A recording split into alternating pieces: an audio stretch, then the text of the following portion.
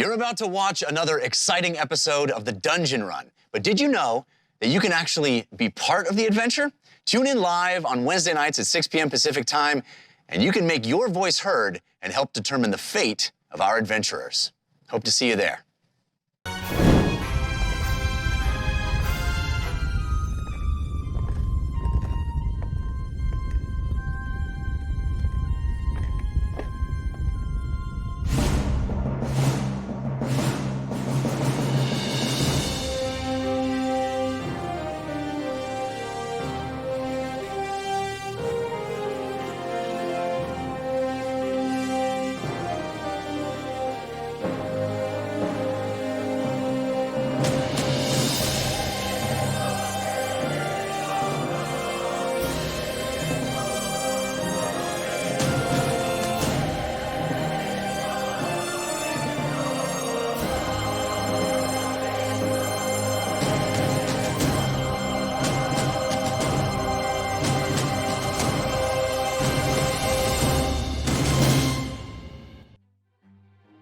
Greetings and welcome to the Dungeon Run, a live tabletop role-playing game where your interactions help tell the tale.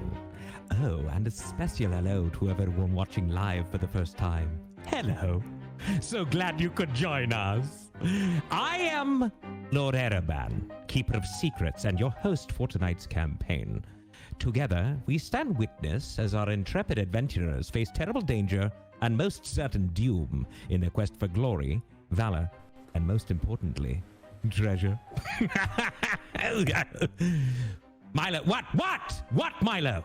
What is it? What do you want? I told you not to interrupt me. Oh, me? Oh, my, Milo.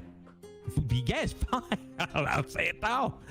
This week is the 1-year anniversary of the Dungeon Run. We have been on this simple dungeon run for a year. And let me tell you, I have had so much fun, and I truly want to thank you, yes, you, for joining me on this wonderful ride. Now, let's get on with the show, shall we? As you'll see, all of the players are still working from home and practicing social distancing, which all of you should be as well. As soon as the time is right, I'll let all of you, and I should say let all of the players, back into the dungeon as well as you. Now, throughout our time together, you will be called upon, you as in the viewers, to help guide decisions made within the game. In addition to our live chat interactions, those that are brave enough can purchase one of our unique props. Tonight we have 4 Dungeon Run props for you. If you love the show, you can show love. When you buy Show Love, Jeff will see it and may read your name out during the game, showing you some love. And of course, you can show love to any member of the team, including me. I love love. Now, you could bestow upon the adventuring party the gift of advantage. That's the ability to roll a pair of 20-sided dice at one time, taking the highest value. That's a good thing. Or to set the trap of disadvantage. If a player has advantage, this disadvantage will counter it. And if the player does not have an advantage, well, they will roll a pair of 20-sided dice and take the lowest value. After all, life is pain, is it not, Jorl? Yes. Now, that's bad for the team. Got it? Good. And yes, Milo left his ball out. I forgot about that, my goodness. I told him to put it away, but surprise, surprise, he didn't listen to me. Well, joke's on him because we're not using force cards yet, so it doesn't affect the game. How about that, Milo? You slimy little... Anywho. But it might still affect Milo, I guess. I love him. I'm just joking. It's fun. We're all having a great time. Now, when you give props, please specify which player at the table it is for, or I will make the choice for you, and trust me, you will not like that. Also, for all things Dungeon Run, head over to thedungeonrun.fandom.com. There you will find more info on all of our characters, the Dungeon Run merch, and the link to the Dungeon Run Discord, where you can join a great community of runners. Yes, you can upload your fan art there as well, and to those who have already submitted, I see you, and I thank you. Now, let's meet our brave souls, shall we? Please welcome Jared Kajak as Sivrentis.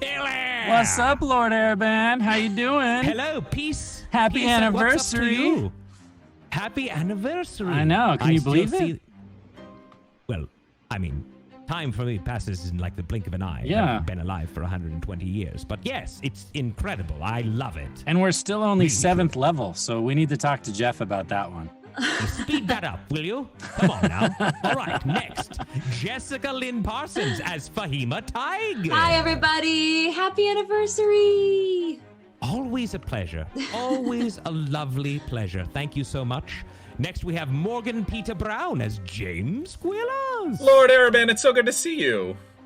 It's good to see you, and happy anniversary to you as well. Happy anniversary. I'm so happy it's the paper anniversary. It is the paper anniversary.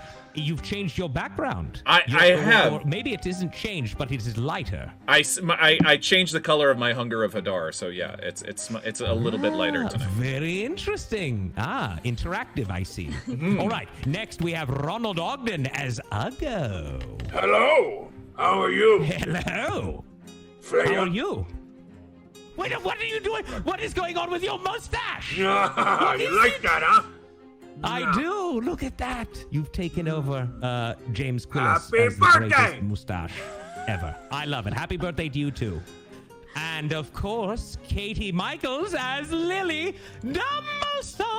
Hello, everyone. Happy anniversary. Happy anniversary. You also have changed your background, it seems, or sort of. No. I think maybe you had. No.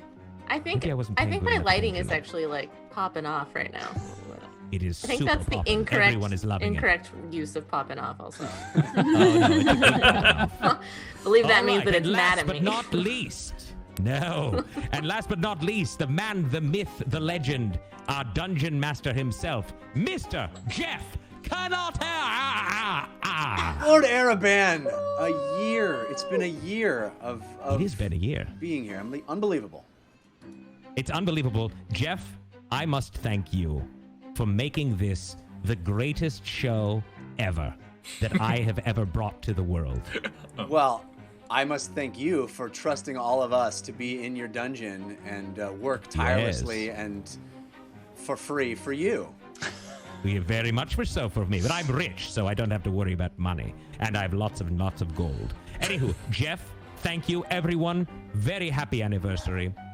I do want to say, as their journey continues, I, Lord Ereban, will be joining you in your social conversations around the game. So keep an eye out for my avatar and comments. Oh, and before we begin, I have a favor to ask of you. It would give me great pleasure if you would share the show. All you need to do is just click below and let all of your admirers know that you are watching the Dungeon Run. Go ahead, do it. I'll wait.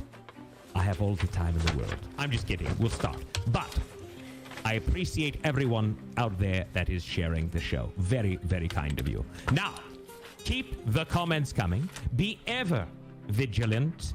And, as I always say, let the dice roll. Woo! Wow. Yeah. Hey, everybody. Hi. My goodness. 1 year. I know, 1 year. right? I don't know what to Pretty do with awesome. that. Well, let's hope we keep going for many, many more. Let's hope so. I want to thank all of you that have been with us from the beginning. I want to thank all the people that are just jumping on. Maybe this is your first episode, or you just found us recently. Welcome one, welcome all. We are this community is just extraordinary, and I'm so grateful for it. So thank you for all the happy anniversary wishes. Thank you for all the love that we've already gotten. Red Robin, Loader 68, Damon 7, Storm of Blades, Dasmir, Kin. So many of those wonderful balloons celebrating our 1 year anniversary. Thank you all. Thank you so much. We appreciate all of you that can be here live every week. We appreciate those of you that maybe can't. Friday watchers, I know they call themselves, the podcast listeners, all the people. We hope that you can be here live with us sometime, because it is an experience unlike any other, but we appreciate you as well. And if you want to give us an anniversary gift, take a second right now while you're listening to go rate us on the podcast listener that you use, or on YouTube, or wherever you watch and find us. Give us a good rating.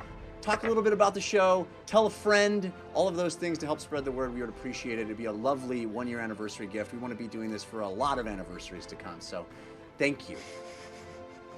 All right, and I should also thank the production staff who are amazing as well. You guys are awesome. All right. I don't want to be here our second year just introducing the show, so let's catch everybody up. All right, here we go. It started a year ago as a simple dungeon run. But now the heroes of Bingle find themselves catapulted back in time as a group of sellswords, experiencing firsthand a past that occurred before many of them were even alive. A past that promises to reveal a mystery first presented by you, the watchers of the time stream. You told them, with your forces of good, that the pirate Whitebeard's greatest treasure remained locked inside a vault in the city of Turles. But what is that treasure, and how did Whitebeard come to put it there? This adventure, this journey back in time, promises to answer those questions, if the team can survive long enough to see it through. What is that about? Oh, What do you mean? Who says that? We can't die in this realm, right? Right? Test me, test me. no. You die in the past. But you die in the Matrix, you die in real life. Everybody knows that. When they arrived in this new time, the heroes of Bingle were walking in a procession of pirates, transporting a prisoner across the desert. They learned that this prisoner was wanted by the princess of the Dragonborn Empire and pursued by every bounty hunter in Ain. His name was Choron, and he was a Triton who claimed to know the whereabouts of the treasure cache of the Shazengao, the most precious and powerful spoils of a storied dynasty. He offered this knowledge to anyone who might spare his life and help him save his family. A wife and son, he said, were in hiding on the Isle of Rum in the town of Boster. The team rescued him from the island and convinced Whitebeard, their apparent employer, to forego Choron's bounty and pursue the richer prize. After several days at sea, they arrived at the port of Boster. Hiding Choron under a cloak, they paraded him across the docks and into the Crusty Station, a salty island tavern where he claimed his confidant was waiting. But no amount of searching yielded the Triton they sought. Instead, a group of vicious Yuan-Ti entered to confront Whitebeard and claim the bounty for their own. Uggo wasted no time in attacking the reptile gang, throwing the entire tavern into chaos. Every dock worker and roustabout in the place dropped their steins and lobster tails and joined the fray, smashing bottles, breaking tables, and throwing darts in a full-blown barroom brawl. As punches and tiny shell-cracking mallets flew, Fahima and Lily worked together to create the illusion that the tavern was catching fire and exploding, and the team used that chaos to escape into the kitchen with Choron in tow. That's where the barkeep, Sharfer, told them that Choron's contact had fled Boster and taken his family into Castle Rum, the dangerous manor only accessible by boat, said to be haunted. Civ snuck Choron out the back of the bar and quickly became frustrated with his dissembling and stabbed him unceremoniously in the gut. That act of violence and Civ's ensuing refusal to kneel before Whitebeard oddly garnered respect from the pirate, who decided to bring the team with him to Boster's underground fighting pits. Not a man to miss an opportunity to cheat, Whitebeard first made a pit stop at a fortune teller to find out if his newly acquired creatures, a pair of mini desert bullets, were fated to win in their fighting pit debut. The soothsayer, a hag wrapped in seaweed and bound in chains, offered cryptic observations about parts of a future the heroes of Bingle have already seen. A future where Whitebeard and his bosun, Loudmouth, are dead, and an unknown treasure sits in Whitebeard's vault. A treasure that may or may not be cursed. As we ended last week, the team decided to split up. Always the wisest choice. Fahima, Civ, and Uggo accompanying Whitebeard to the fighting pit, and James and Lily heading to the east coast of the island to find a mysterious lighthouse that may hold the key to reaching Castle Rum. Yep. And that is where we pick up this week. Normally, I don't question our choices, but after Jeff read that introduction, now I'm starting to think maybe we made a bad choice. Nope. You stick with your choices, Sim. You stick with them. Made it very clear. Yeah. If you Was it die just in the me? Matrix. Or during that bar fight, I had ballroom blitz going through my head the whole time. Oh, yeah, for sure. By the way, my wife made me an anniversary pine rumble.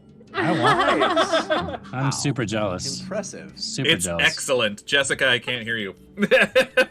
I muted myself because I have a gate behind me. I said I didn't even realize you were drinking out of that. Oh, yeah. It is very tasty. All right, I want to thank some more folks that gave us balloons because I'm so tickled to see what I interpret as applause. Red Robin, Reloader 68, Damon 7, Storm of Blades, Dasmirkin. Thank you. I appreciate it. All right, guys. So we pick up this week, and you have made the decision to split up. Whitebeard. Do you want to say it one more time? Thanks for reiterating that. So we're clear. You have split the party. You've made the... You You are foolishly. now separated. I want to be very clear. We're all idiots.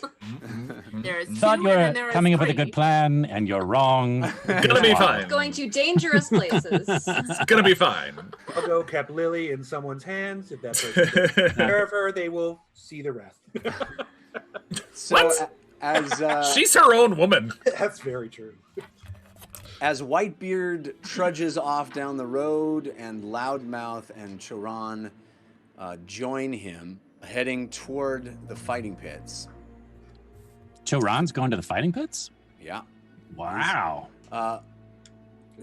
Whitebeard seems to have Old move. Whitebeard seems to have been emboldened by the outcome of the tavern brawl, where you guys basically let him single-handedly win it, and you basically avoided the fight and snuck away into the kitchen while Whitebeard sort of single-handedly just owned everyone in that room. So he's feeling real good about the reputation Just that let he it go, Wait a guys. minute. Let it go. Let it go. I had Let the it tiny go. hammers going on. No, I'll you're right. You were smashing faces. We smoked that place up. I confused a bunch of... Never mind. Right, but yes, but All right. what people would notice is that Whitebeard smashed a lot of skulls, and then the place caught fire and everyone ran. Fair. So anyway, so he's emboldened by that result, and it almost is daring anybody to step to him. He has basically staked his claim as being the most the baddest man in town. Yeah, he's the most feared. Yeah. Yeah. So he's no longer really particularly worried about parading a very valuable prisoner around. He's much more worried about letting a very valuable prisoner out of his sight. So Is he leaving the hood on him, or is he taking it off? doesn't seem to have any desire to hide anything at this point. He's Wow. still shackled and in chains, but he's sort of just marching through town, come what may. Did he have anybody heal him? Lily healed him a little bit. A little bit, but Yeah. No, I'm he's wondering. still very, very injured from Wow. her stab. Very stabbed. stabbed. Yes. unceremoniously stabbed. Yes. You do everything with ceremony, though, let's be honest. It was very casual. Everything is casual these days. Casual. Casual. Yeah, there you go. So Fahima and Ugo and Civ are joining that, heading in that direction, and James and Lily are headed in a very different direction, headed toward the east coast, where they hear this lighthouse is. How So bad we're- can that be? What's that? How bad can that be? How bad can that be? Just go to a lighthouse. Yeah. Do you have any idea how far the lighthouse is from where we're at? We asked about it before. I'm not remembering right now. Yeah, I mean it's a bit of a walk. It's going to be. I'm sure that you guys will get to your destination before they get to theirs. I see. And it's about midday, so I imagine both of you will arrive sort of in the late afternoon, early evening type time period. Right. As I said, it's a gray day, overcast, and we're going to stick with the group with Whitebeard for the moment. While we're walking, I'll go kind of stroll up to Civ and kind of keep his voice hushed and say, I'm worried about you. You should be. I'm worried about me. How do I keep us out of trouble? I don't know how to answer that, my friend. I think the person that has all the cards right now is walking in front of us. I am not worried about him. You should be. No. You know what happens to him. I do not know what happens to you. Hmm. And right now I am very angry at you, but I cannot. It's not the time. I've got your back. Always. Just do not make me regret when I do. All right. I do think that you're going to get a little bit further with Choron the next time you talk to him, if that's any consolation. Was that why you stabbed him? Partially, yes. You are very smart, Civ. You are not always very wise. I drink to that. That is why you and I make good team. I am not very smart, but I think I am wise. Well, do me a favor then. Anything for you. If you see me struggling with a decision once we get to these fighting pits, Yes. don't let me do what I want to do. I don't Just, want to break your arms. I don't think you have to break my arms, my Keep friend. you from stabbing someone you want to stab, I am going to have to break your arms. Why am I hearing you guys talk about breaking arms right now? What? What's going on? I didn't realize you was paying attention. I was telling Seb that I am worried about him. Tiv, Yes. do we need to be worried about you? Yeah, he said so. Okay, so is that where the breaking arms bit came in? Is that something? We're going to a place that is going to very much remind me of where I am from and who I once was. I would hope that I've changed, but this will be the first time that I've walked into a room that is very much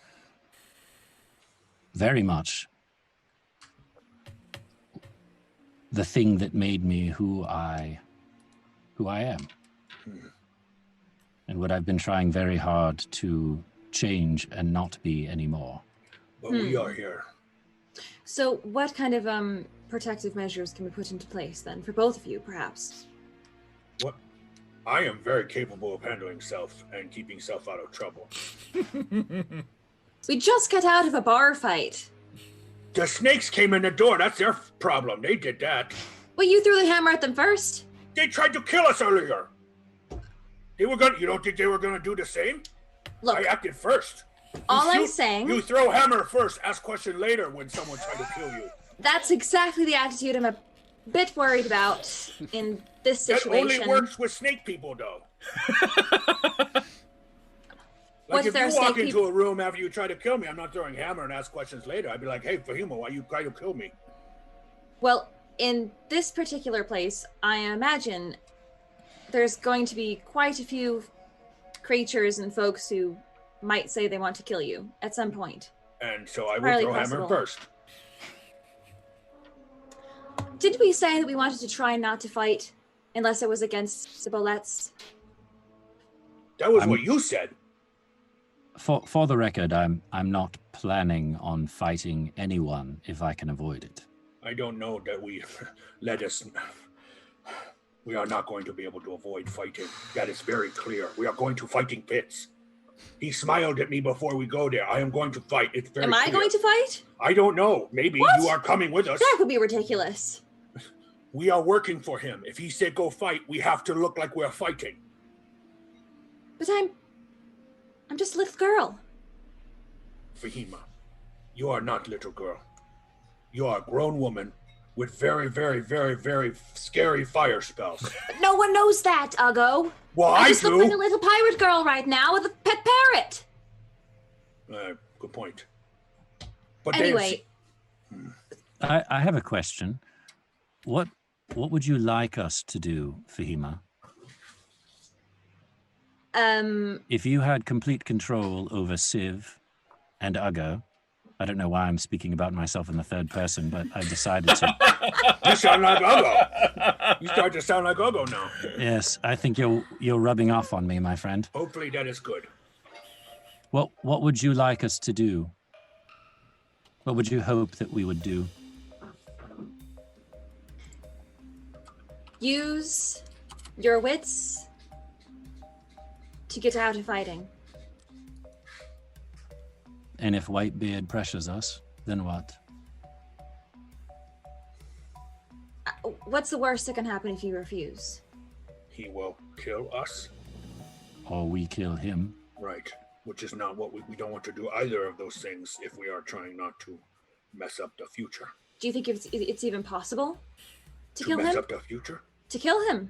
Yes. It might not be. No, it's possible. I have Maul. Can smash head in. That would certainly answer the question of whether or not we can change the future. Well, yeah, but I don't want to do that without knowing the actual consequence. I don't know, I suppose. I just know that that's what I would do.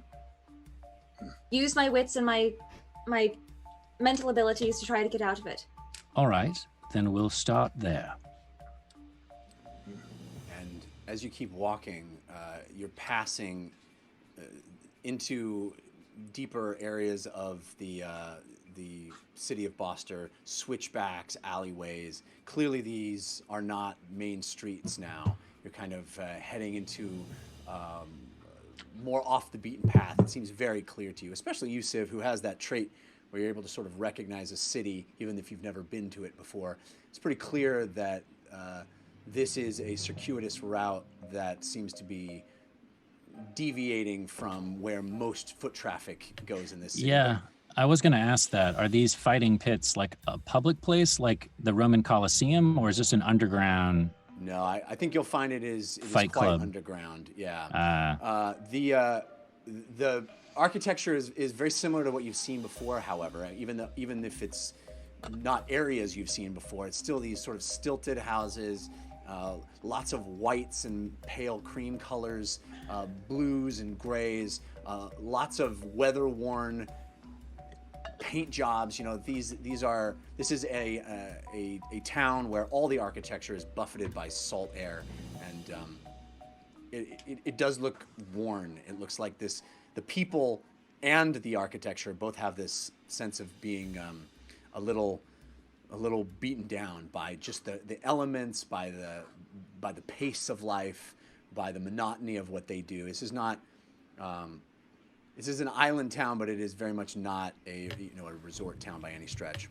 And you continue walking, and as you do, Uggo, you kind of fall in alongside where Choron is with Loudmouth. Whitebeard still ahead, leading, just sort of assuming that his pace will be matched, assuming that everyone will keep up and will follow blindly. He's not concerned that his will won't be respected. And as you kind of fall in, walking next to Choron, he's still sort of wincing and walking and holding his side and looking down. His clothes still tattered. He's still in the same clothes as when he was a prisoner in the desert sand. And he looks down and pulls back a bit of tattered clothing, and there's still a bit of a wound there. Even though Lily had healed him, there's still a bit of a wound where Civ stabbed him, and he He walks in silence for a little while, and then he sort of turns to you, Uggo, and he says, my biggest regret is all the lying. The lying and the hiding. I lied to my son. You know, I told him that we were going to Bingle. I can only imagine the horrors that he's enduring right now. Thinking he was going to Bingle and ending up at Castle Rum. The truth is hard to hear sometimes, especially for children. Yeah. There's been a lot of lies in my life. A lot of hiding. Same. It seems that I must continue it. What else have you lied about? Less to you than most. And the truth will come soon enough. Just need you to. If I, and he looks down again at the wound, die before we make it. Please, tell my family I tried. I will do that. I will also do my best to make sure that you do not die. I appreciate that. And the walking continues. Jeff, I'm looking around. Are we being tailed? Since he's walking around without the hood? Do a perception check. You have advantage from Angel Devilson that was countered by Grim Fated. Oh. Yikes. An 11. You're looking around, but you don't really see... There's just so many shady people walking around. I can't tell if anyone's actually following us. A lot of turns and corners, and you're kind of walking in this very, like I said, a very circuitous route, very indirect, and so you can't quite. You're not really sure. Not really sure. You can't be confident that you're not. Right. I'm gonna just give a little bit of distance between Whitebeard, Choran, Uggo, and Loudmouth, and myself. So give them a little distance in front of me, so that I'm kind of trailing behind them. Okay. Not Fahima? Well, I don't know if Fahima's with them or not. Are you? Where else would I be? I don't know. Jeff, quick question about. You can be back with me if you want. Just quick question about the wound that Sharon showed Uggo. Does it look like it's dead? Like he will lose his life from this wound? Certainly not. I think, especially since Lily cast her magic on it, it doesn't seem to be a dire wound. It seems to be a pesky wound that is causing him a lot of discomfort. Gotcha. But I don't think when he says, if I die from this, I don't think he means die from this wound. Cool. That's what I was trying to. Clearly, I'm being attacked, and my life is in danger at all. At every I have no control of self, and yes. Yeah. Turns out he's a huge hypochondriac. But I do have this cough. Yeah. Soon, Morgan. I didn't mean it that way. I just had an idea. Sorry, can I interrupt you, Jeff? Sure, please. Yeah, I'll fall back with Civ if you're not trying to be too sneaky. I could conjure an elemental for you to fight. Right? What do you mean? Potentially be pulled off. If you have to fight, then you could just fight an elemental and they won't know any difference. I think if I end up fighting, or if Uggo ends up fighting anything, it's going to be something that Whitebeard wants us to fight so that he can wager on us or that thing. He would do it so that he can make money off of it, not just for fun. Although that would also be entertaining for him, I'm sure. So if you summon a fire elemental, that would probably just throw the whole place into chaos, which I'm not opposed to. You don't think that if I could somehow finagle getting a magman into the ring, he would bet on you? Because you seem to be a bit, you seem like a better bet. Right, than the but magman? you'd have to organize that with whoever's running the fights. You'd have to say, look, I can summon this creature for someone to fight. Wouldn't that be entertaining? I would pretend. I would pretend it was real. I see. How It long? lasts for an hour. Oh. Well, I suppose you could summon it before we go inside. I'm but just I don't- saying, it's an idea. Right. I don't know how people are going to respond to a fire elemental or magman inside of the fighting pits, especially if they're trying to keep a low profile.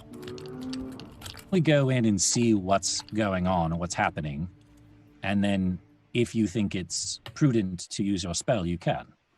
Yeah, I'm just trying to think of any way I can make this a bit more safe. Sure. I mean, if you start setting things on fire, I'm sure it's going to end the fighting arena rather quickly.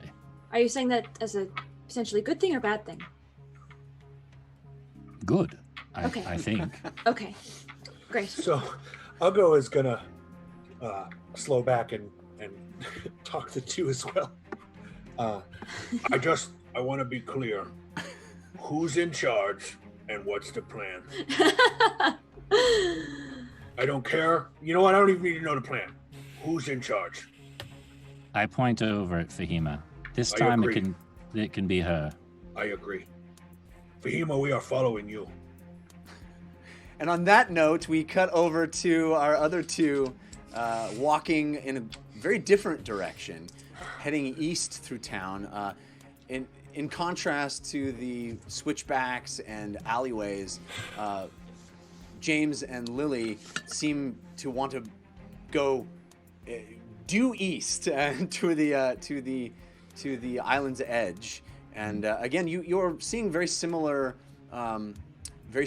architecture, very similar kind of people working. A lot of fisheries, a lot of people outside tending to that kind of thing.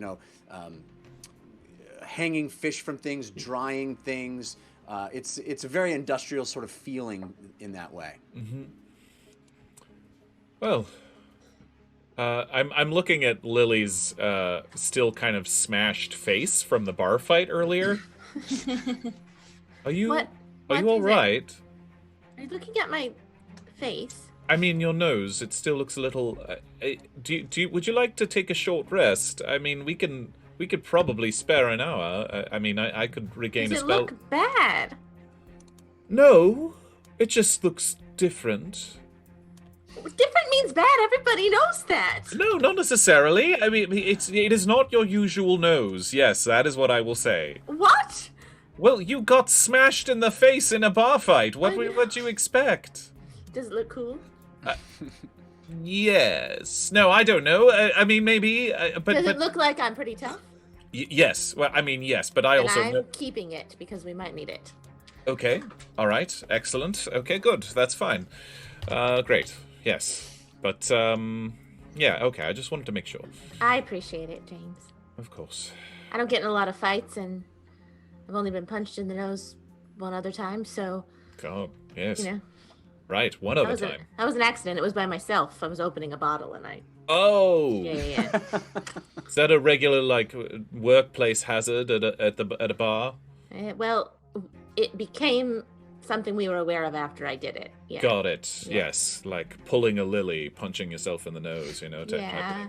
All right. I'm sorry. It's okay. I tried to not get it to be called that, but that is definitely what they call it. Okay. Okay. But anyway, this feels like a better reason. I don't know. I don't I'm trying know. to make it positive. Sure. Yes. I mean, it is an interesting. You do look tougher. Yes, you do. There is sort of a question about you because you're dressed very nicely. You look great. You look your usual chipper self. But now you've got kind of a. Yeah, and you've got this bloody sort nose, of. yeah. You've got this sort of look in your eye as if that lady's seen things. And. Okay, good. Okay. I mean, I have I mean, you have. seen a lot of things, honestly. Truthfully, as have I, yes. Yes, true. the things that they're seeing right now are the city, such as it is, the town of Boster, thinning as they progress through it. You know, you guys are moving from a very congested, sort of front-loaded town center with that, you know, the crusty station and a lot of industrial stuff that is all built for accepting ships into port, dealing with cargo, moving things on and off. And as you go deeper and farther east to the other side of the island, things are thinning out. It becomes a little more residential. It becomes a little sparser, not so packed together. And there are fewer people out, but you still see people here and there. Are you intending to take a rest, or are you going to keep marching on through? I wouldn't mind one. Oh, I didn't even ask you. I'm so sorry. No. It's I'm not hurt in any way, but I mean I'm a little cautious going where we're going. I think ours. Maybe is we should just take a sit down and take a rest and make a plan. That's probably yes. I mean yes, as much as we can plan for visiting a possibly insane person in this mysterious lighthouse. Yes. Yes, I guess we'll find a little place to kind of sit down and take a breather. All right. So there are trees here and there. There are rocks with moss all around them. It's a very well-nourished area in terms of moisture in the air. So there's lots of greenery, bits of things. You know, trees all have moss on one side. It's very it's sparse, but the areas of greenery are quite lush, and so you can find a place that that would be conducive to just sort of sitting on the ground under a tree or something. Okay. Are you how are you doing? Are you all right with all of this? I don't know. I don't know what to think about it. It all happened so fast. True.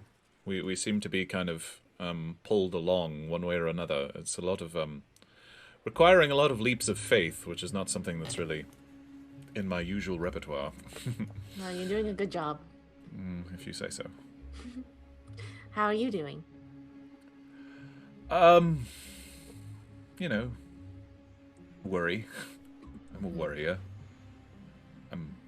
You know. Listen, I mean, I may seem like one thing on the outside, but many days I still feel very much that man who had a nervous breakdown outside the first lodestar that we found. So I mean, I know. So I don't know. Truth be told, I don't know how I'm doing. Well, we rarely do, honestly. I think all of us rarely know how we're doing. I know. I mean, you seem to take to it rather well, though. You know, you jumped right into pirate life. Yes, it's very impressive. Well, I'm very comfortable at the sea, but also taking to things right away may be my way of coping. You know? It's true. I want to adapt as quickly as I can so I can feel comfortable, and then I feel more in control. Probably. I think we share that in common. It's true. Yes. By the way, other something we share in common is Civ wrote me a poem. What? It's true. What does it say? He just handed it to me. I mean, well, he put it in my pocket before we left. He wrote me a poem. It's very appropriately called "Who is James Quillis?" An exploratory poem by Civ Redthistle. Oh my gosh. I know, it's very nice. Oh, okay. Should I read it? Yeah, can you do it in his voice? Oh. You don't have to. I'm not very good at other voices. I don't know about that. Sure, okay. Here we are. Unless it's personal. If it's personal, you don't have to read it. I don't mean to put pressure on you. No, I mean, I don't think it's overly personal. I don't judge anything that says it says, or if it is personal, or, you know, I wouldn't judge anything right in it. I just don't want you to feel pressured by me. It's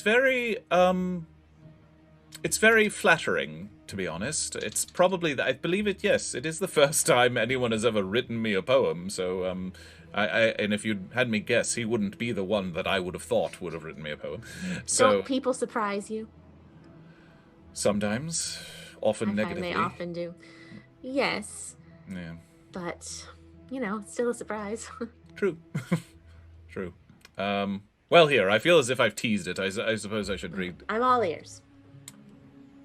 What light revealed your path? A choice made, or a birthmark dark and tempting? Hunting knowledge throughout Ein, in absolution, candle oath flickering. Soundless ship falls to blackened depths, swallowed by the briny deep. Slumbering squalache with silent eye, that's very good. Dreams you tethered. Will fresh breath come in morning light? In field of golden poppies may you lay, memories leaked through old city walls. Your reflection in my gaze offers your truth and one lie small. Your destiny not written stone, our path may sunder flesh and bone. Yes, that's true. Yet our armor cannot conceal the ties that bind us are steel. Very nice. Yes. There's more, but that's lovely. Go on. No, it's Warlock your mind in chance, but hear my whispers in your ear. Never shall you want nor fear, for some magic can come dressed as poetry and some as song. Laughter shall yet come our way, while creeping demons do draw near. So our simple charge leads a day, to have us feel as if a year. It's lovely. It is. It's so nice of him to write that for you, and I agree. There's a lot of the things in there. Mm-hmm. What is it? It's just the same old... my same old stupid problems. I'm not used to having friends. Or feelings? Or certain types of feelings, yeah. I mean, yes. They're weird the first time. Mm-hmm. But, I hope to be a better friend. You're a fine friend, James. Thank you. Some of us aren't so lucky to grow up in a situation where trust comes easily to us, and we have to work at it. And some of us maybe trust too much and have to work at that. Everyone has a unique starting point. That's and true. I'm just happy that we've all met and get to combine our unique starting points as one and help each other out. That's a very good way of putting it. And hopefully help the world. Hopefully. And then there's a bit of fast motion in your periphery. And you hear, oh gods! Oh gods, what are you two doing here? And there's a woman holding what is clearly a basket of laundry. And coming around the side of where you're standing. Oh. Very sorry, madam. You startled me. Oh, sorry. Looks like it could be rain. I just taken the laundry down. Is this where you live? Yeah, right over here. Oh, we're very sorry. We were just looking. We're on a bit of a trek. Yes, yeah, and we're looking for a place to stop. Sorry. You're welcome to stop here. I just didn't know you were there. I saw you startled me. I just go on about your business. Do you need some help?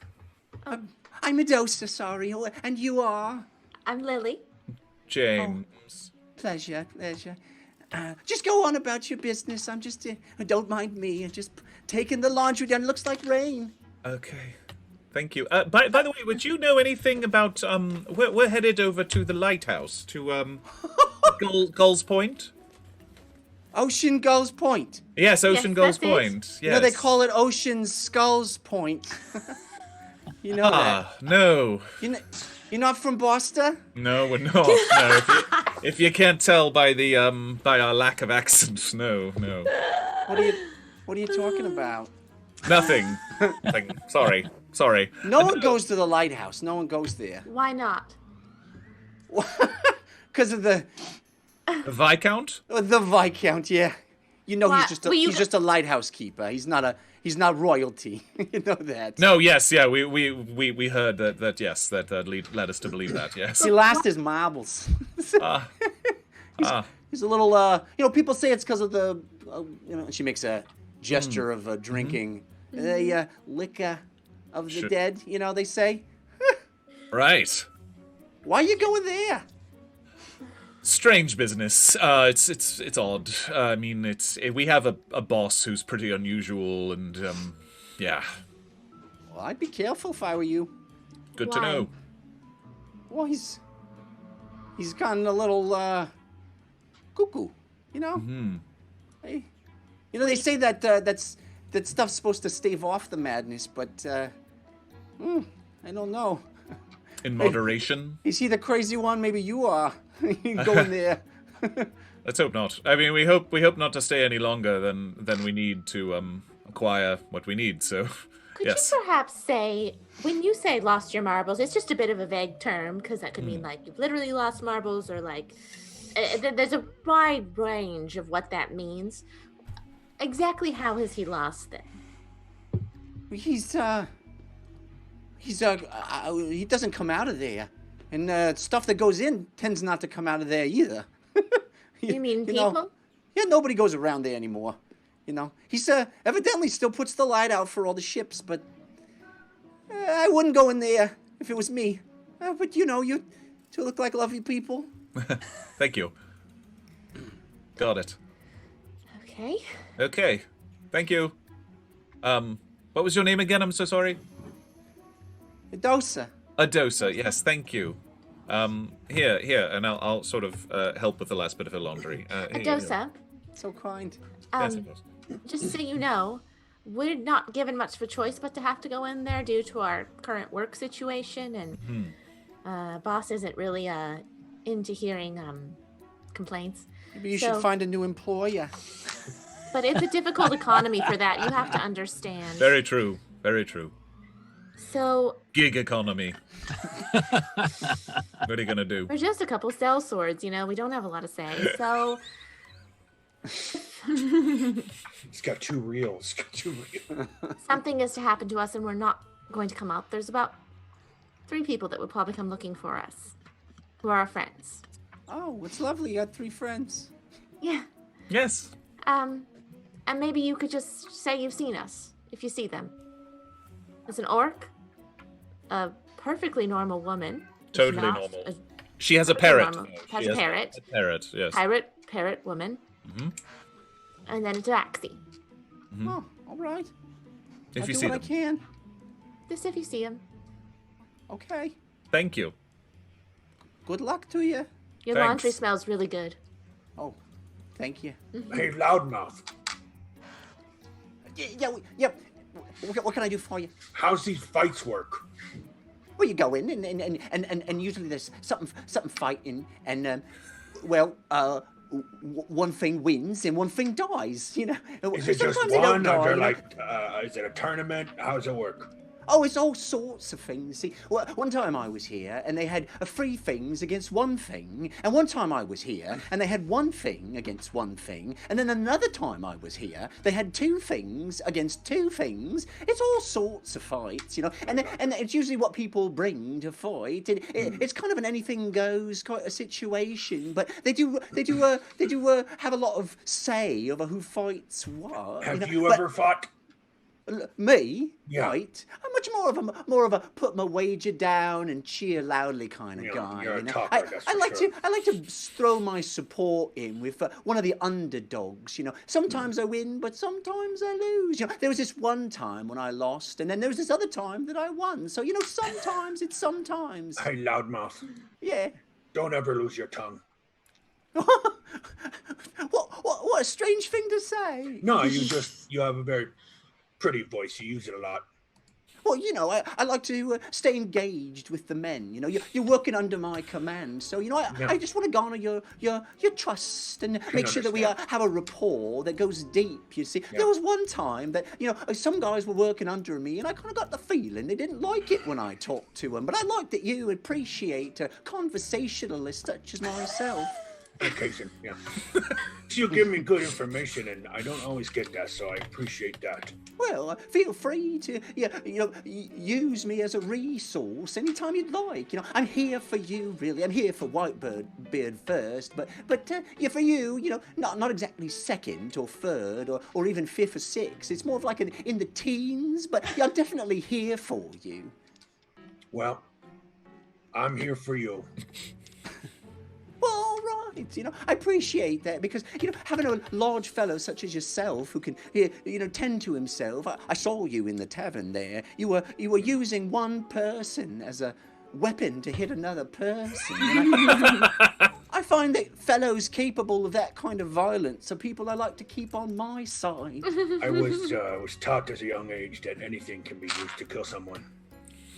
Oh, I was taught the same thing, except for me, I prefer things that were meant to kill people, It just kind of cuts out the middleman, and in this case, actually a man. Sometimes you don't always have the thing that you need, so... Well, hopefully, perhaps, if we maintain this kind of camaraderie, maybe you're the thing that I need. Well, if I end up fighting in these fights, bet on me. Are we almost there? Huh? What? Yes, you're almost there. You you arrive.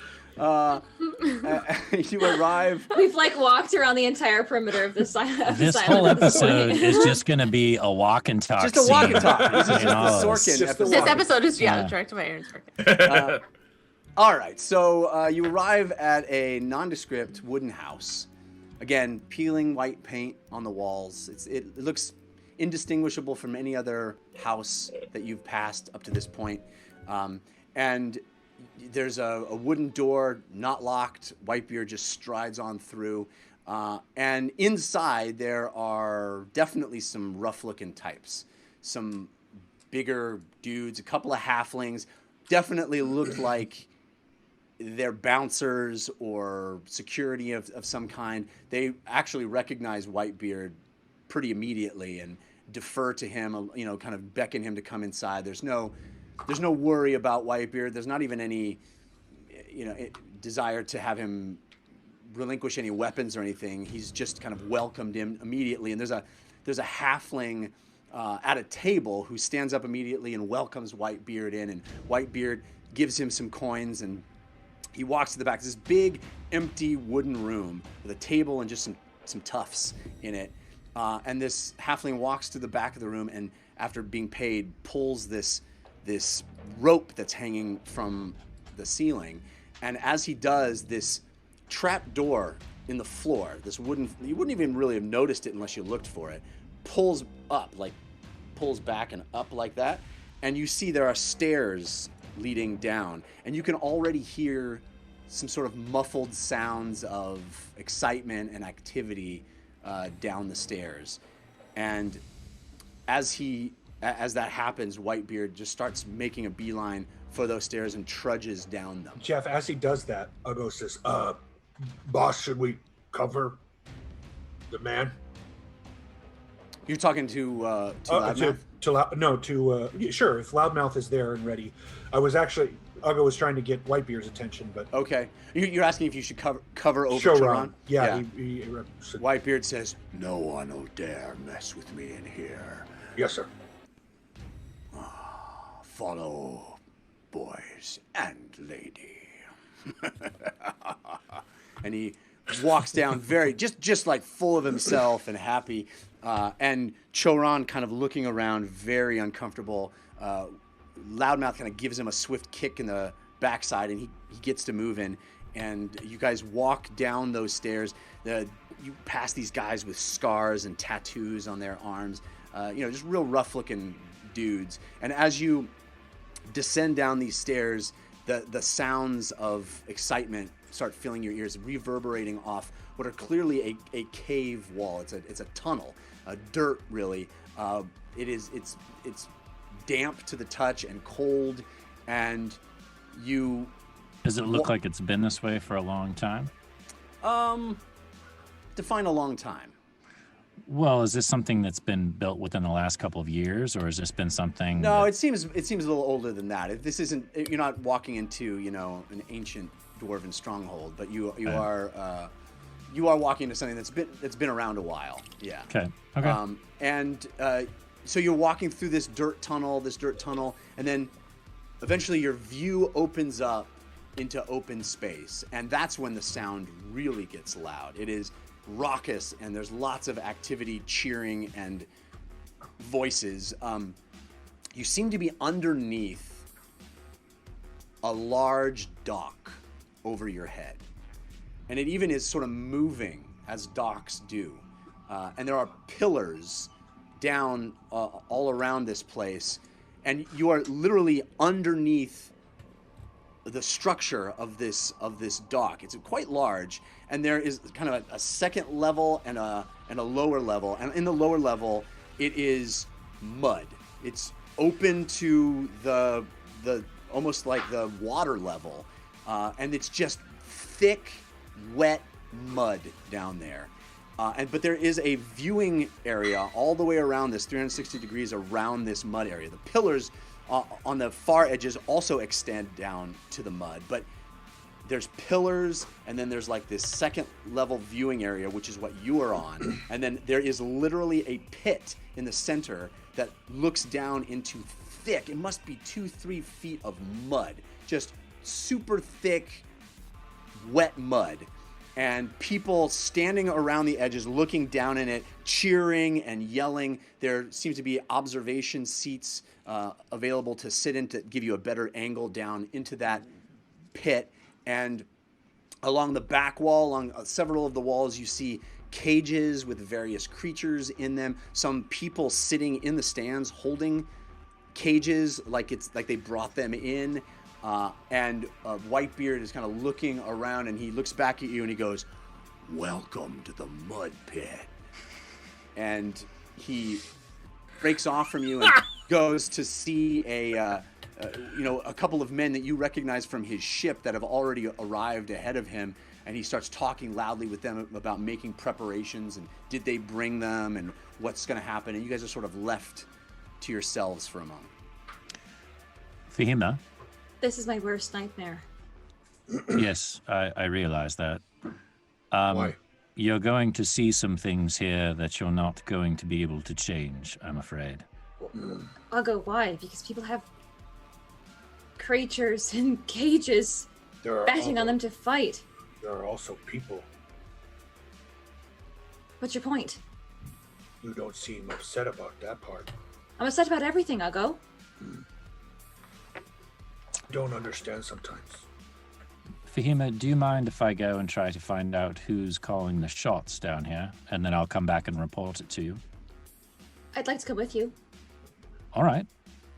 In just a few moments of being there, you hear a voice rise above the cacophony. I mean, it's large, it's loud, it's raucous, it's people shouting and cheering, and it's you walked into a club. You know, it's like walking into a big loud club that's underground. Fight club? Beth? I don't know where you would get that. I heard the first rule is we don't even talk about that. So you hear this voice rise above that rabble, and you hear, well done, collect your winnings. Next up, a fearsome combatant they say lives only in the savagery. But you'll get to see it in action here tonight. A Skinner Beast versus a Dire Croc. And there's cheering, and you can see as you are making your way around the edge of this pit, it's 2 or 3 levels of people deep, so it's kind of hard. You're looking between shoulders and past heads to even get a glimpse of what's down there. But you can see on either side there are these bars that come down that seem to lead to other openings, and the bars slide up, and you see these 2 creatures come out. One that definitely looks like a large sort of reptilian crocodile looking thing, and another one that's much more, it had 2 legs and it almost looks like a velociraptor. It's got like 2 small appendages on the front and big larger hind legs, and it's got big teeth, and they start attacking each other and tearing into each other, and the place is going crazy, and people are cheering, and shouting and rooting on. Is it kind of like a smaller coliseum as far as you're talking about, like the bars being lifted up and the pit being down below, and we're elevated looking down into it? Yes, but very much smaller. I mean, you think of the Coliseum as this big, grandiose football stadium. Sure. This is in someone's basement, right? It's right. You know, but it is. I mean, it's larger than a basement, but it is. How big would you say just the fighting arena itself? How big would you say it is, either diameter or radius wise? From side to side. I think it's like 30, 40 feet, maybe. Oh, so tiny. It's small. It's a yeah, tiny one. It might be a little larger than that. I'm bad at these estimations, but it seems about that size. It's small enough that it's sort of designed for things to not avoid each other. Yeah, it sounds like you couldn't run. You would just have to go toe to toe. Exactly. Okay. You said it's not just a coliseum, mud, right? What's that? You said it's just the mud in the center, the couple feet of mud. These things are fighting in mud. Like mud is being splattered up, and they're sort of ankle and knee deep into it. And some of the monsters, you know, the creatures are, you know, one of them is having a tough time. The crocodile looks like it's kind of using the mud to its advantage. The mud element of this pit is very much a feature, not a bug. You know? Yeah, it makes sense that he would go get the bullets to fight in here. Fihima, I have two very important questions for you. Yes? One, have you ever been in the snow? No. Okay, that answers the question I needed to ask. Number two, what is that thing? And he points to the velociraptor-looking thing. Jeff, does Fihima know what these creatures are? I'm actually wondering if her knowledge of monstrous creatures would aid her in kind of recognizing Why don't this. you do a history check for me and see if you can recall? You have advantage from Falstar, but it was countered by Grim-Fated. I will also take this opportunity to thank some more balloon gifts. Thank you so much. Cold Candor, Scented Meat, Dresden Dark, The Carson, JT Justice, Just Jules, Hazamus. Thank you. I appreciate you, and we love that stuff. It is indeed. It's great. Thank you for supporting the show. Dirty 20. Dirty 20. Oh yeah. Dirty So 20. you definitely, you definitely, you know, you as Jessica know what a crocodile is. This is a very large, very angry-looking version of that. And then the Skinner beast is this thing that you recall studying and reading about, and it's strange to see it. It really could not be farther from its natural habitat right now. I mean, as you heard the announcer kind of say, these things are found almost exclusively in the savagery, which is the far west side of Ain, and you are on the far east side, off the continent onto an island called the Isle of Rum. So the idea that this thing even got here is pretty wild. There may be some that live in other places, but certainly what you know of a Skinner beast is that it is native to that sort of dry, desolate area called the savagery, where people don't go because there's lots of scary stuff there, like this thing. Do these beasts look like they've been in a lot of fights before? Like they're alpha beasts? Not particularly. I think that these two look like they're fresh and ready to fight. They're coming out, and they don't look wounded. They don't look.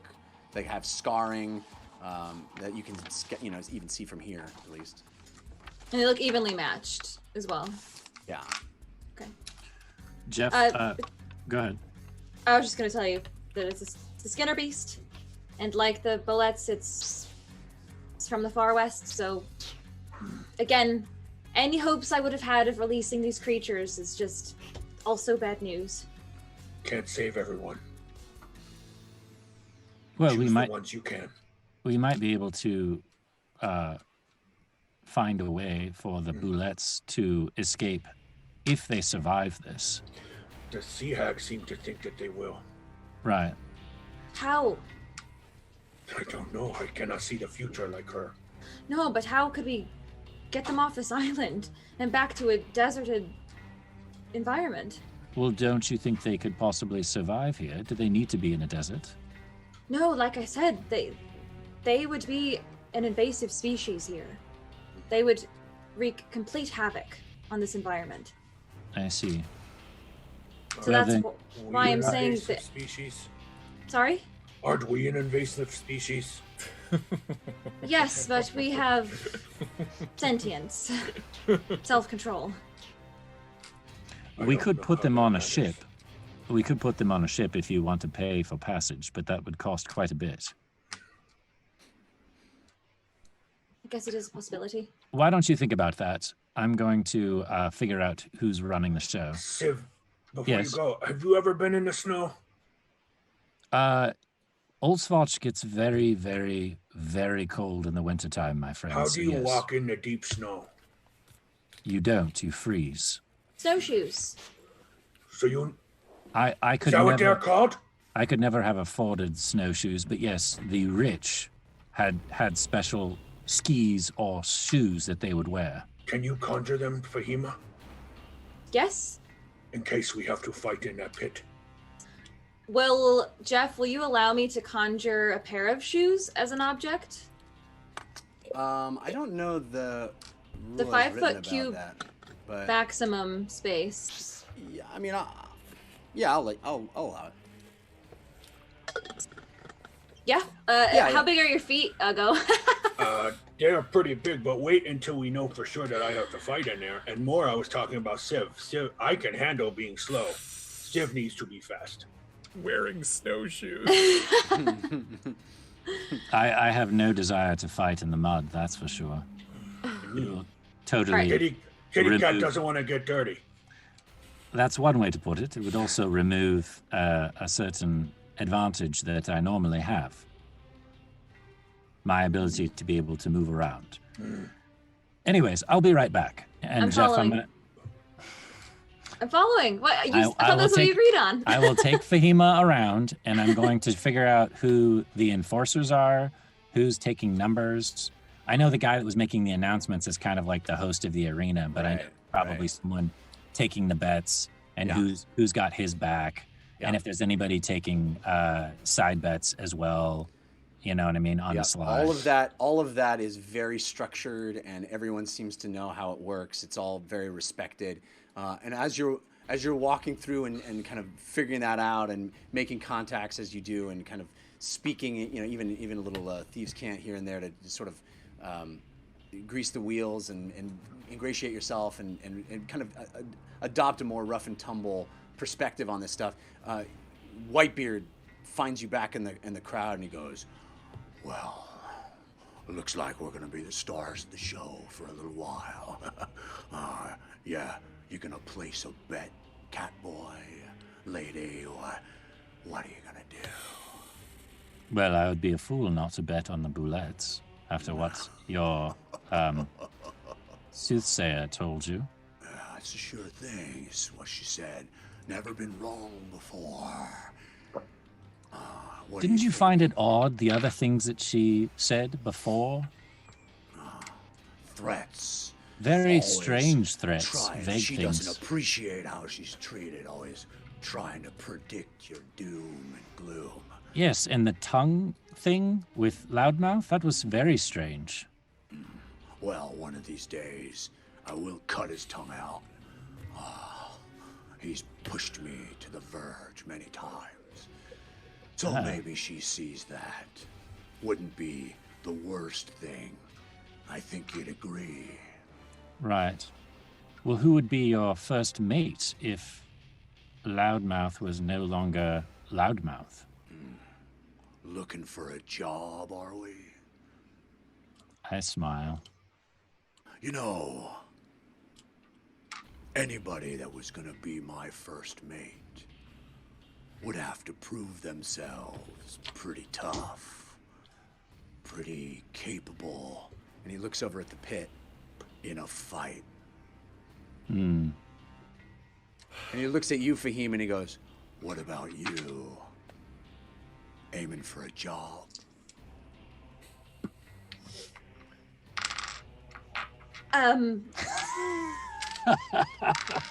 Perhaps I am looking for a job. I quite like being with those creatures, the bullets. Oh, we should be up in just a couple of fights. looking forward to putting down some heavy coin. Might I ask if you know who they would fight? Oh, I think that's going to be a surprise for all of us, but it shouldn't matter, should it? We've got fate on our side. I am curious, Jeff, who gets to decide what fights what? Because it's obviously not Whitebeard. It is not Whitebeard. No, it seems to be a function of this place. It seems to be a function of the assessment. You see people in the back sort of coming in with caged animals, or even people. There are.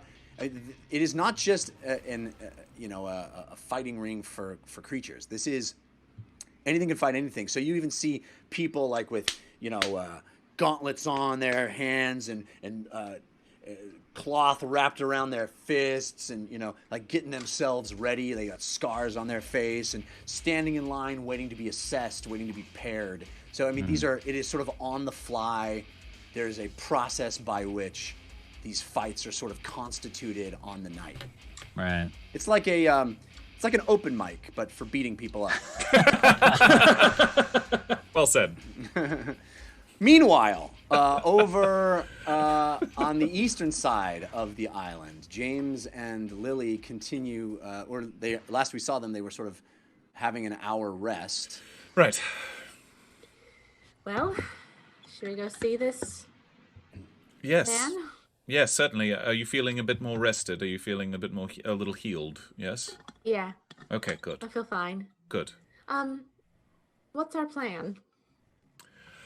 We can walk and talk, but I mean... I know. I mean, honestly, I think there's no need to even get into any kind of a fight if we can avoid it. I mean, you and I, if I dare say, have expressed some talent in sort of talking our way out of some issues. So I think let's try to be, let's try to negotiate. And if it gets ugly, I can certainly try to change their mind. But yes, yeah. I will say we should be, just to say out loud, not that you don't know, but we are negotiating with a bit of a madman, it sounds like. Probably, yes, probably. Something to keep in mind. Yes, so I think it's best to stay on our toes, best to not, we have to stay flexible, as we always do. Yeah. So, yes, I don't know. I have no idea what to expect when we get there. Do So. you know how much of that we need? How much do we have to acquire? That's a good question. We didn't really ask. Not really. Maybe we can ask the Viscount how much is like a dose, because if it's for instance the five of us, Whitebeard, Choron, and Loudmouth, that's 8 people. Maybe enough for 8. I don't know. Enough for 8 to safely, go to the Castle Rum. I don't know. Okay. I mean, how much does one want to drink of something called liquor of death? Personally, none. None. But I feel like we Correct. might have to. But, I mean, I've heard of hot sauces or other things that really kind of advertise themselves as being, this is going to kill you, and then you drink it. You're like, it's kind of strong. We had that at Bingle and Loving It. We had a very I assumed, spicy, yes. Taco, yeah. It Of was very course. spicy, yeah. Yes, and yeah. You guys had Mountain Stew Extreme already. Exactly. Wasn't that extreme? I mean, I loved it. Don't get me wrong. All due respect to Dondo, but was it that extreme? But, to each their own. Maybe to him it was. So. Yeah, I mean, reputation is everything. As I don't need to tell you, I mean, as a restaurateur. Well, let's just hope that this person we're seeing is just someone who is a lightweight for hot sauces. That's what I'm thinking, yes. That's all it is. I hope so. So, just to be clear, it is the liquor of the dead. not Of the liquor of dead. death. Yeah. Right, This yes. is a minor quibble. Thank you. Sorry, were you going to say something, Lily? No. Liquor of the Death is the name of the hot sauce. Yeah. Yes. Right. Yes. All right. So as you guys walk, it's quite a lengthy walk. You are getting closer and closer, and you start to see above the hovels, above the residences that you're walking through, a lighthouse tower rising in the distance. and this gray day with very low-hanging clouds. They are accurate that it seems like it might rain, but the whole sky around as you approach this lighthouse area is just swarming with seagulls. Just dozens and dozens and dozens of them swarming in big clumps and individuals here and there. And as you make your way toward the edge of town, of the island itself, actually, the sound of them is extraordinary. There's there's that when if you've ever been on the beach when there's a lot of gulls, it is quite loud. It's quite frenetic. There's lots of bird droppings everywhere. It's kind of a sloppy mess of birds landing and fighting amongst themselves and taking off, and big swarms of them in the sky, big flocks everywhere. I don't know, the flock of seagulls. I guess that's a thing. It's a thing. Also a hairstyle, but yeah, yes. So you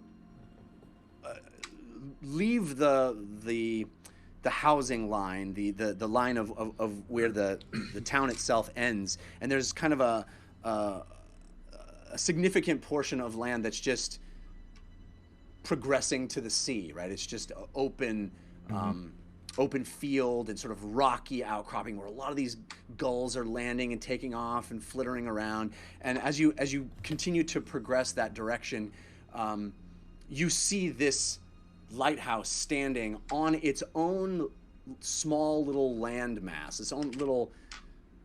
There's water between where the island proper ends and where the lighthouse begins. It's on its own small little, tiny little island, and there is a bridge, a stone bridge that leads to that smaller island, but it looks like it's been damaged in some way, and it's broken. But there's this kind of this. It really is a point. It really is an outcropping of grassland and rock that leads up into a point that ends in this stone bridge that results in this lighthouse. It's not a huge building, but it is several stories tall. Yeah, like 30, 40 feet tall, or okay. Yeah, it's no unusual sight to see a lighthouse like this, especially on an island like this. It would be a useful thing to prevent ships from crashing into the island in the middle of the night. So it is placed in the most appropriate place. There's nothing out of the ordinary about it, but it is sort of set off from the edge of the island itself, and the bridge to get there is a bit broken, and it looks like it's actually kind of fallen down, so that it would be about a 10-foot little hop down to get across it. But the stone that had been a bridge is collapsed on the ground, and you can kind of do that. It wouldn't be super difficult to get to it, but you could also walk around the long side and get down to the water and sort of get through the water if you wanted to eschew traversing the bridge itself. I sort of point up to the seagulls. Is that normal? Jeff, I can understand seagulls, so is there anything like particular that they're saying? That is a feature of beach gnomes that you are able to converse with beach creatures. That almost never comes into play, but you know what? So, would you like to speak to one or some? Yeah, or just like, what are they saying? We've tried this before. I mean, there's a lot of aggression. There's a lot of fighting over space and food and resources. Mine. Yeah, it's hard for you. I mean, if you're just sort of tuning in to over here, it's like it's almost like what your other team is experiencing, where he's walking into just this chaos of a lot of people talking at once. So it really is difficult for you to pick out specific trains of thought from specific gulls, but there's certainly and franticness. Yes, that's a great way to put it. frenzy among them, this kind of weird agitation that you wouldn't normally find in gulls, and it's concentrated here, concentrated around this place. Are we able to tell, Lily, are you able to tell what they're feeling aggressive about? Is there a common theme? I don't know.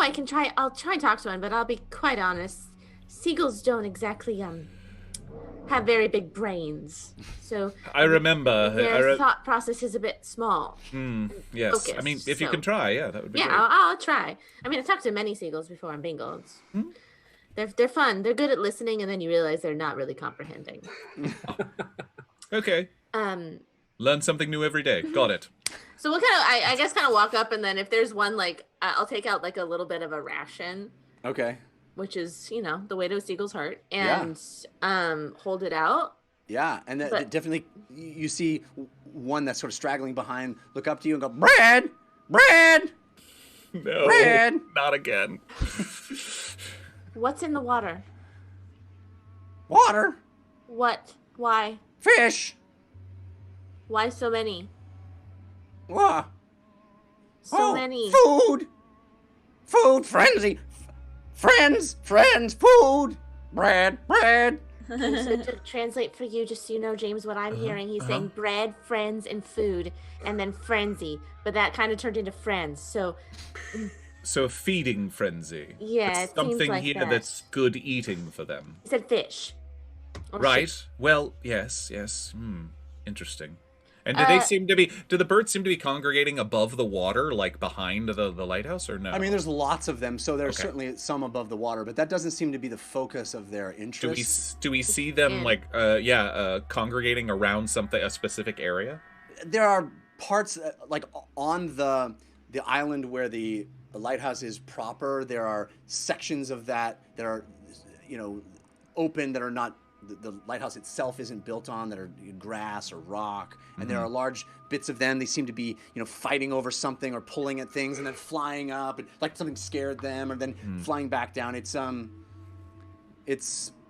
bizarre, but it also, if you weren't really looking, you might just think that this is a lot of gulls, acting like dumb gulls. Right. Interesting. I'll look back at the goal and go, danger? Yes! Where? Here! Bread! Oh, here's your bread. Gobbles it up.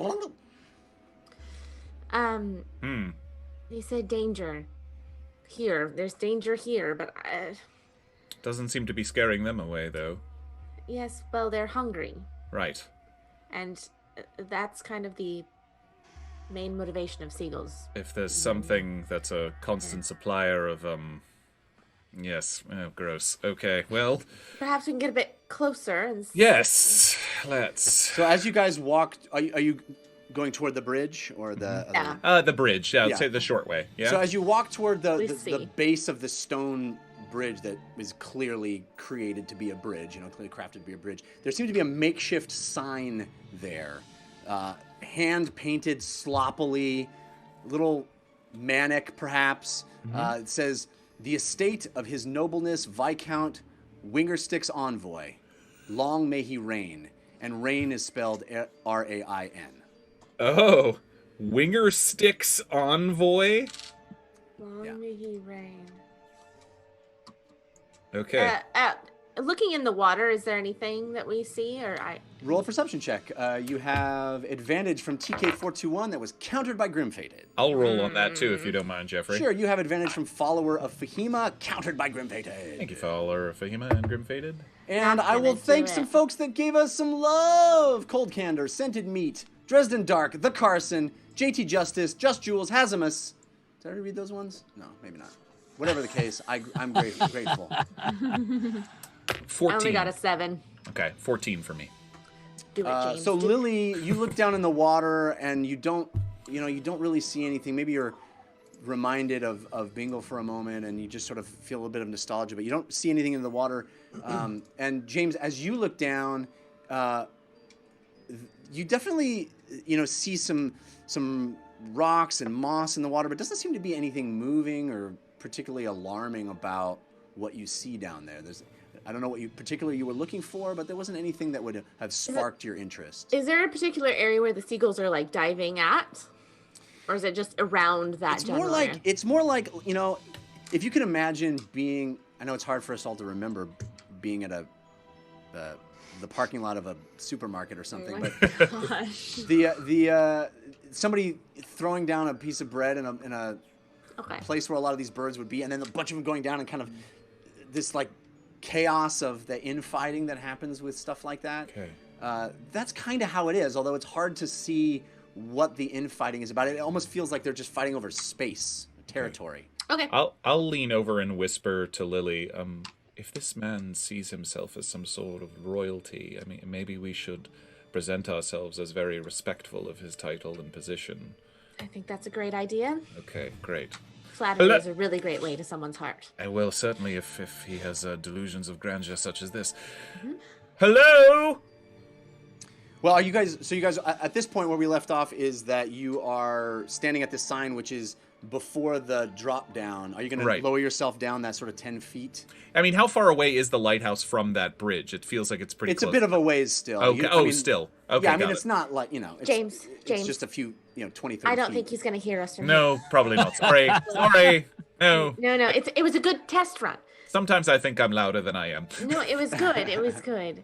You're so used to speaking in people's heads that yes. you don't normally have to respect. Yes, okay, I guess we'll try to cross this, remnants Yes, of the I guess bridge. we'll drop down. All right, so just roll me a couple of acrobatics checks, and we'll see how you do. James, you have advantage from Lily Dumblebay, countered by Grim-Fated.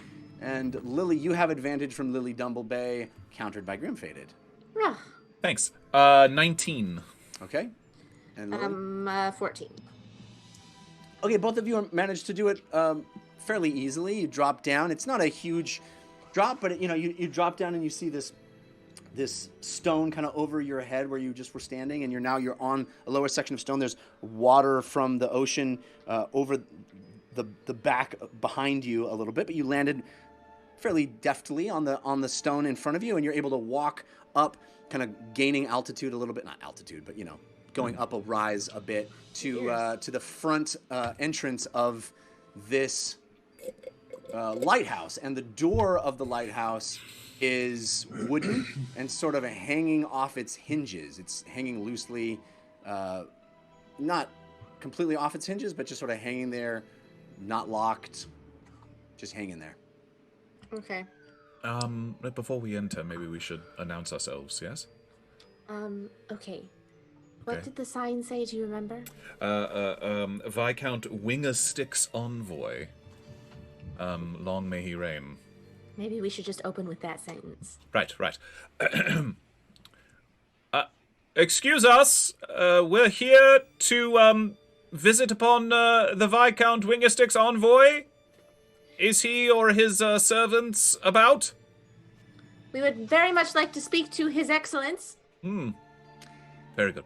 And you wait and hear nothing. You kind of peek through the gap in the door, perhaps. You don't see any movement. You wait there a solid minute, and there doesn't seem to be any response. Give a hearty knock on the door, even though it's barely hanging on there. And as you do it, goes clunk and kind of falls forward. Sorry. Yeah. No. Okay. Okay. Hello? Nothing. Okay. But you can sort of see in now, and as the door itself is there's a large gap, and you see a winding staircase that leads up. Okay. Well, that feels daunting, but also the way we're supposed to go. And as you push through the door, you enter into the ground floor of this lighthouse, and there are a number of empty bottles and jugs and debris everywhere. It's filthy. There's rats on the ground. There's grime and dirt and gunk everywhere. There's broken crates. And you look at the spiral staircase heading up, and that's where we're going to jump over to the other team. So Excellent build of tension, Jeffrey. Yes. You're doing such a good job. You really, really Crushing it. You're doing such a good job. Crushing it. they said, split the party. All right, so you guys are, as we rejoin you, the fights are continuing, and it's about to get, as you kind of have found a seat, Loudmouth and Choron have sat down on some seats. Bleachers is a more fancy word than what these are, right? It's just, you're literally under a dock in the mud. You know, it's like, it smells. If you've ever been under a dock, like at the pier or anything, that's what it's like. It's like there's tar on the posts. It stinks. There's like seaweed in places that you can actually see water kind of seeping in from the corners of the room. It's seedy and grimy and wet. But there are some makeshift seats that are built on this second level as sort of stone blocks, basically, to sit on. And Loudmouth has sat Choron down, Choron who's still in chains looking back and forth. And there are other people in the room who look at Loudmouth and kind of give him a nod and clock Choron. And, there seems to be some deference made to Whitebeard and Whitebeard's men at this point. But it certainly doesn't feel like the most comfortable place you've ever been. Jeff, while we're sitting there, Ugo is going to be looking for Yanti. Okay. Just make sure any sign of Yanti, let me know. Roll a perception check.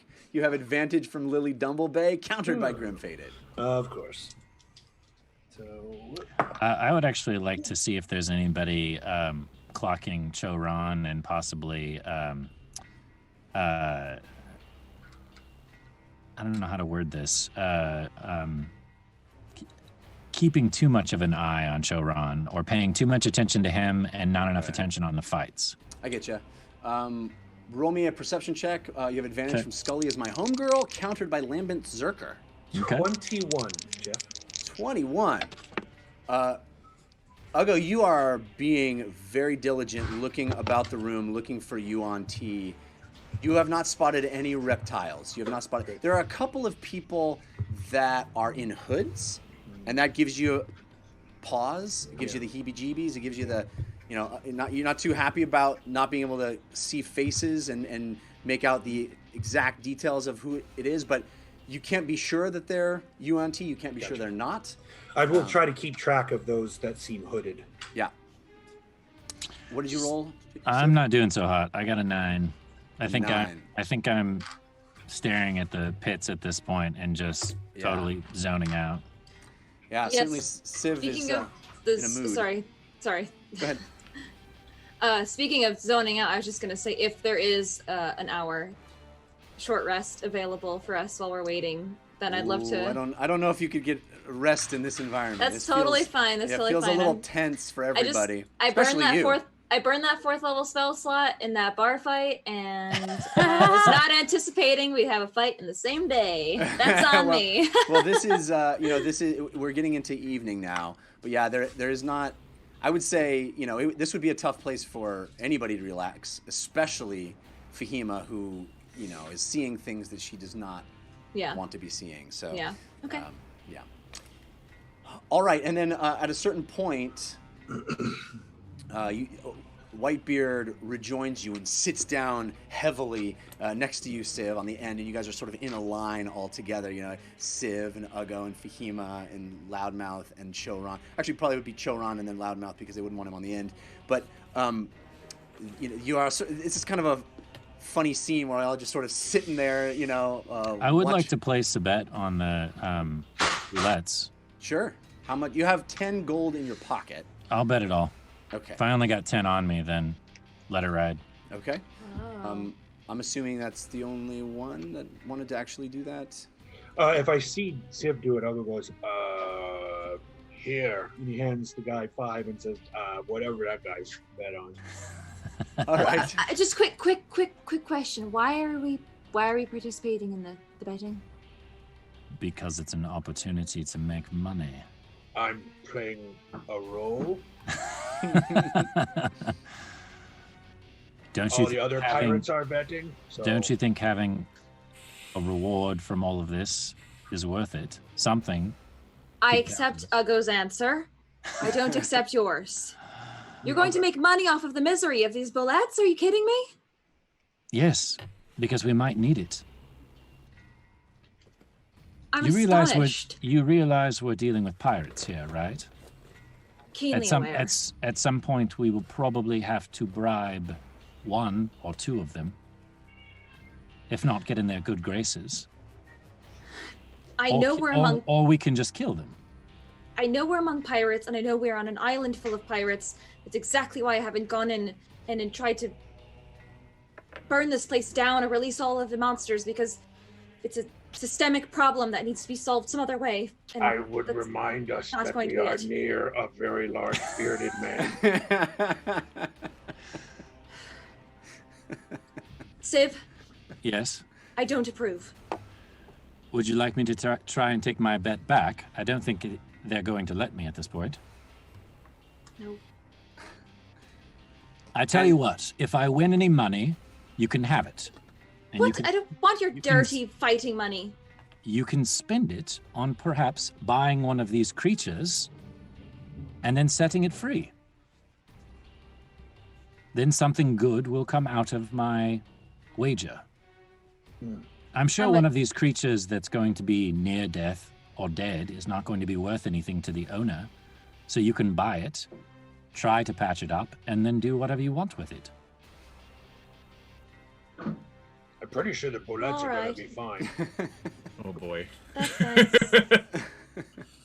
I'll take Maybe that. we'll even buy one of the bullets if we make enough money off of our wager. Yeah, all right. And as that conversation comes to a close, you hear that voice rise above the rabble again, and it says, "All right, next up, we have a special treat, freshly captured mini bullets. They're young, they're fresh. They came from the desert with our honored guest, Whitebeard." And you see Whitebeard cross his arms and soak it all in. Everyone's heads turn to Whitebeard and kind of nod to him as he, accepts the role of being the most important person in the room. He soaks it all in, and all of you kind of get residual of that. You're the entourage, right? You're his men, and there's clearly been some word of the morning's activities that has already permeated through this community, and how Whitebeard strolled into town and basically trashed a tavern. And that's a season of Entourage I would actually watch. And the guy continues, "Zing! Versus our reigning champions, Rancid Spitter!" And you see this hideous-looking creature that definitely does have some scarring on it. One eye half closed, but it looks vicious, much larger than the bullets. And it is, again, kind of reptilian in nature, although it does have tufts of fur sort of behind its ears, and it sits hunched over as these bars raise, and you see the bulette, which is, of course, this shelled creature. There's only one of them that comes out. Shelled creature with little antennae and kind of a beak on the front, and it enters the mud and immediately goes bloop underneath the mud, and this place starts going crazy, and you see the other creature, this sort of reptilian thing with big, it's a big underbite, and it's got these beady little eyes, and one's kind of cut and scarred, and these tufts of fur that are all mangy and filthy. It looks like it's got dried mud in it from weeks of not being cleaned. It starts slapping and scratching at the mud around it, and it leans back, and you see its stomach, kind of a bulbous enlargement happen in its stomach that travels up its throat, and it spits out this mucus that goes and lands on the ground, and it hisses as it hits part of the mud itself, and you see in that spot where it landed, you see the bulette come up, part of its shell actually dissolving from the spit that landed on it burning through, and everyone cheering and laughing, and people looking over at Whitebeard and going, ah! And Whitebeard turns to you, Civ, and he goes, just wait. Oh, just wait. And the Bulette goes back under the mud, and you see the spitter turn and slice through mud, and bits of it are being cast up onto the side of the walls of this pit, up onto the stone where you're sitting. People in the front row are kind of getting splattered with it and laughing maniacally. It's a Gallagher concert. And then the Bulette disappears again, and there, it keeps popping up in the back and disappearing again. It's not really doing anything, and then all at once the spitter does that thing again as its stomach gets large, and it starts, working up another ball of this acidic mucus that it's about to propel through the air. And as it gets to its neck, the Bulette pops out right in front of it and does this massive headbutt right into the neck where that bulbous spit is kind of built up, and it puts its beak right into it, and it pierces its neck, and the mucus itself splatters up onto the creature, and it squeezes and squelches, and the Bulette lands back in the mud and disappears again. And there's a new change in the crowd, everyone cheering and clapping, and some of the people who clearly had been cheering for the rancid spitter stand up and throw their papers to the ground, the proof of their bet, and Whitebeard turns again to Civ, Uggo, Fahima, to Loudmouth beyond all of you, and he says, now it's getting good. And again, the Bulette gone, the spitter, a hole in its neck, tries to create more spit, but it spews out the side onto the ground, searing the mud, sizzling, burning the mud. You hear it, and you smell it in your nose, this awful sensation of burnt, wet dirt. And you can smell it, you can almost taste it in your mouth, and the thing is clearly crippled and having a tough time breathing and moving, but it's not deterred. It's slicing into the ground, slicing at the mud itself, trying to find where the Bulette is hidden. And again, it pops right back up in front of it and headbutts it square in the face, and it knocks it, and the thing seems to land, taking a ton of damage, and the Bulette stands over at a clear hole in the back of its shell where you can see beyond it into the sort of fleshy under area that's a little more vulnerable. And the rancid spitter that had just been hit leaps up and pounces on the back of the Bulette and digs in to the fleshy hole where the shell, and you see bits of flesh and gore kind of pop out of the thing, and Cover my eyes. Bulette starts going back and forth. And again, the entire pendulum of cheering swings the other way, and people who were deterred are now cheering again. This is an incredible turn of events. The place is crescendoing. This fight is, usually these fights kind of don't last terribly long, but this one is going back and forth with these evenly matched competitors. And the Bulette, as this thing is on its back, tearing into its flesh, goes under the mud, pulling the spitter with it. And then it's like this blue as it burrows down under the mud, and then the mud collapses over the top. And there's nothing. And everyone who's cheering just kind of stops, and it's as if the whole room doesn't breathe for a second. They're looking, seeing, and then there's a bubble that comes up, and another bubble that comes up. And then the Bulette erupts out of the thing and lands back down, and the carcass of this rancid spitter slides off its back and lies dead, suffocated, and completely destroyed.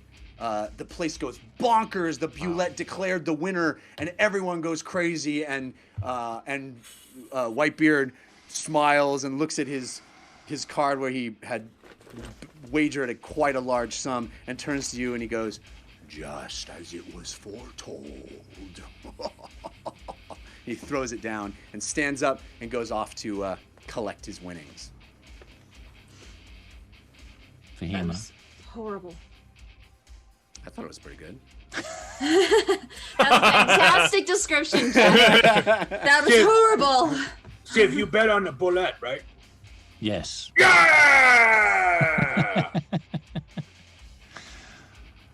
I think I need a drink. Yeah. And Choran turns to you, I'll go. And he goes, I guess if it's destined to be so, it's destined to be so. What are you talking about? Nothing. No, do not hide. Tell me. She told us the Bulette would win, and so it did. Yes, but what are you referring to? He cheated. Who? Your captain. How'd he cheat? He knew the result before he placed the bet. Oh, yeah. Well, I understand now.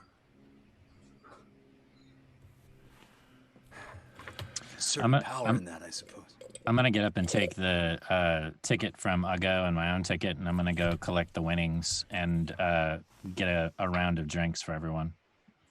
All right, so you get 2.5 times your money. So you come back with 25 gold, or no, actually you had Ugo's 5, right? Yeah, we bet 15 total. Oh man, 37 and 5 silver. Yep. Okay. So I'll spend the 5 silver on drinks. Okay. Because I'm assuming they don't have anything nice down here. No, yeah, that's plenty. Plenty of silver for what's available down here. Okay. So yeah, I mean, you come back with with mead and lager, and it's the swill that they hoist back down here, and you pass it out to the team. And then I'll take my winnings, my extra 10 gold, and hand it to Fahima. And then obviously give Ugo his winnings as well. Whoa. Wow. Yes. That's a lot of gold. Yes, it is. Should bet more often, I guess. You see Whitebeard come back with a large sack of gold, and he plunks it down, and he turns to you three, and he says, "So, which one of you is getting in the bet?" And that's where we jump over to our other team. You guys think about it. You guys wonder how they're doing. Yeah. In the door, you see this mess in here. This mess of empty bottles, of casks, of jugs, just strewn about. It's filth. And as you start ascending the spiral staircase, there's not really anything else to do other than go up, right? This is a lighthouse. There's not much else even to do. So you start ascending the staircase, and as you get closer and closer to the top, you start hearing things coming from the inside of the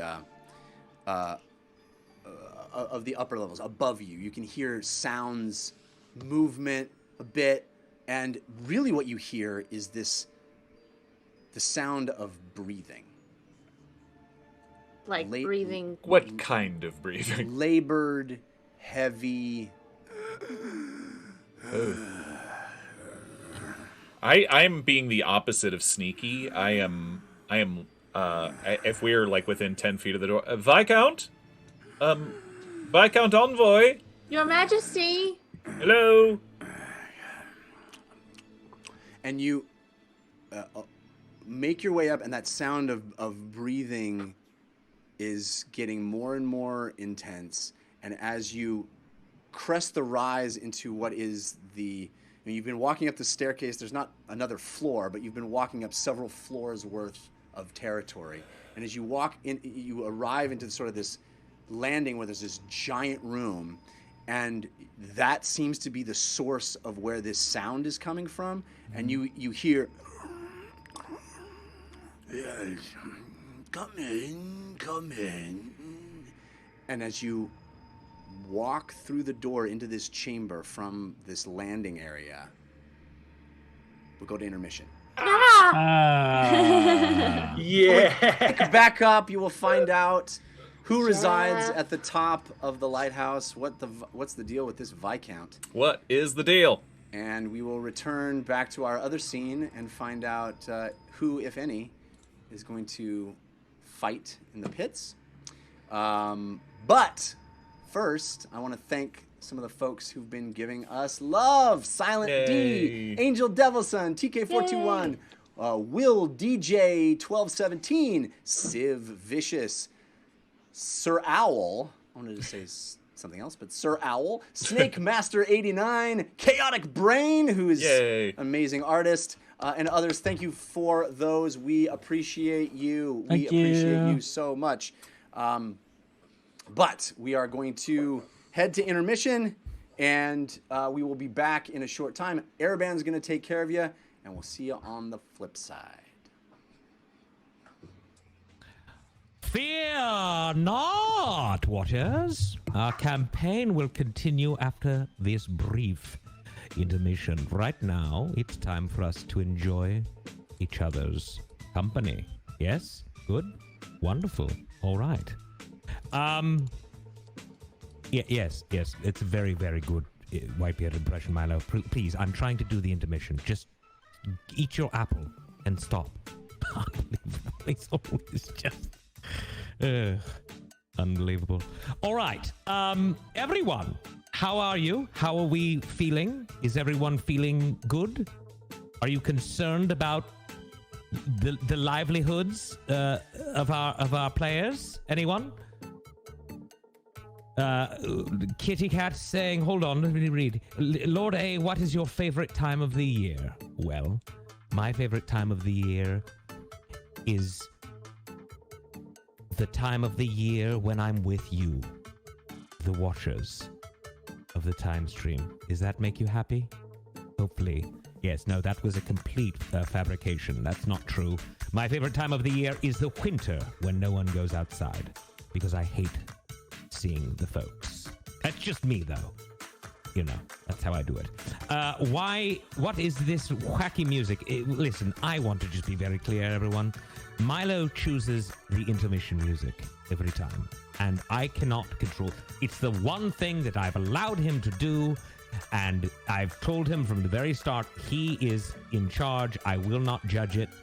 So just please try to let it feel good, okay? I know it's tough. I love you, Grandpa Grumpy. I love you as well, Rhaegor. I love you as well. Snake Master saying, please don't let him DJ the A. Well, first of all, Snake Master, it's A period S period S period S period. If you say it, if you write it like that, it spells, and I don't really think that's the right thing to do here. You got your period, Musk Stick Addict. You did. Well, congratulations. Is it your first?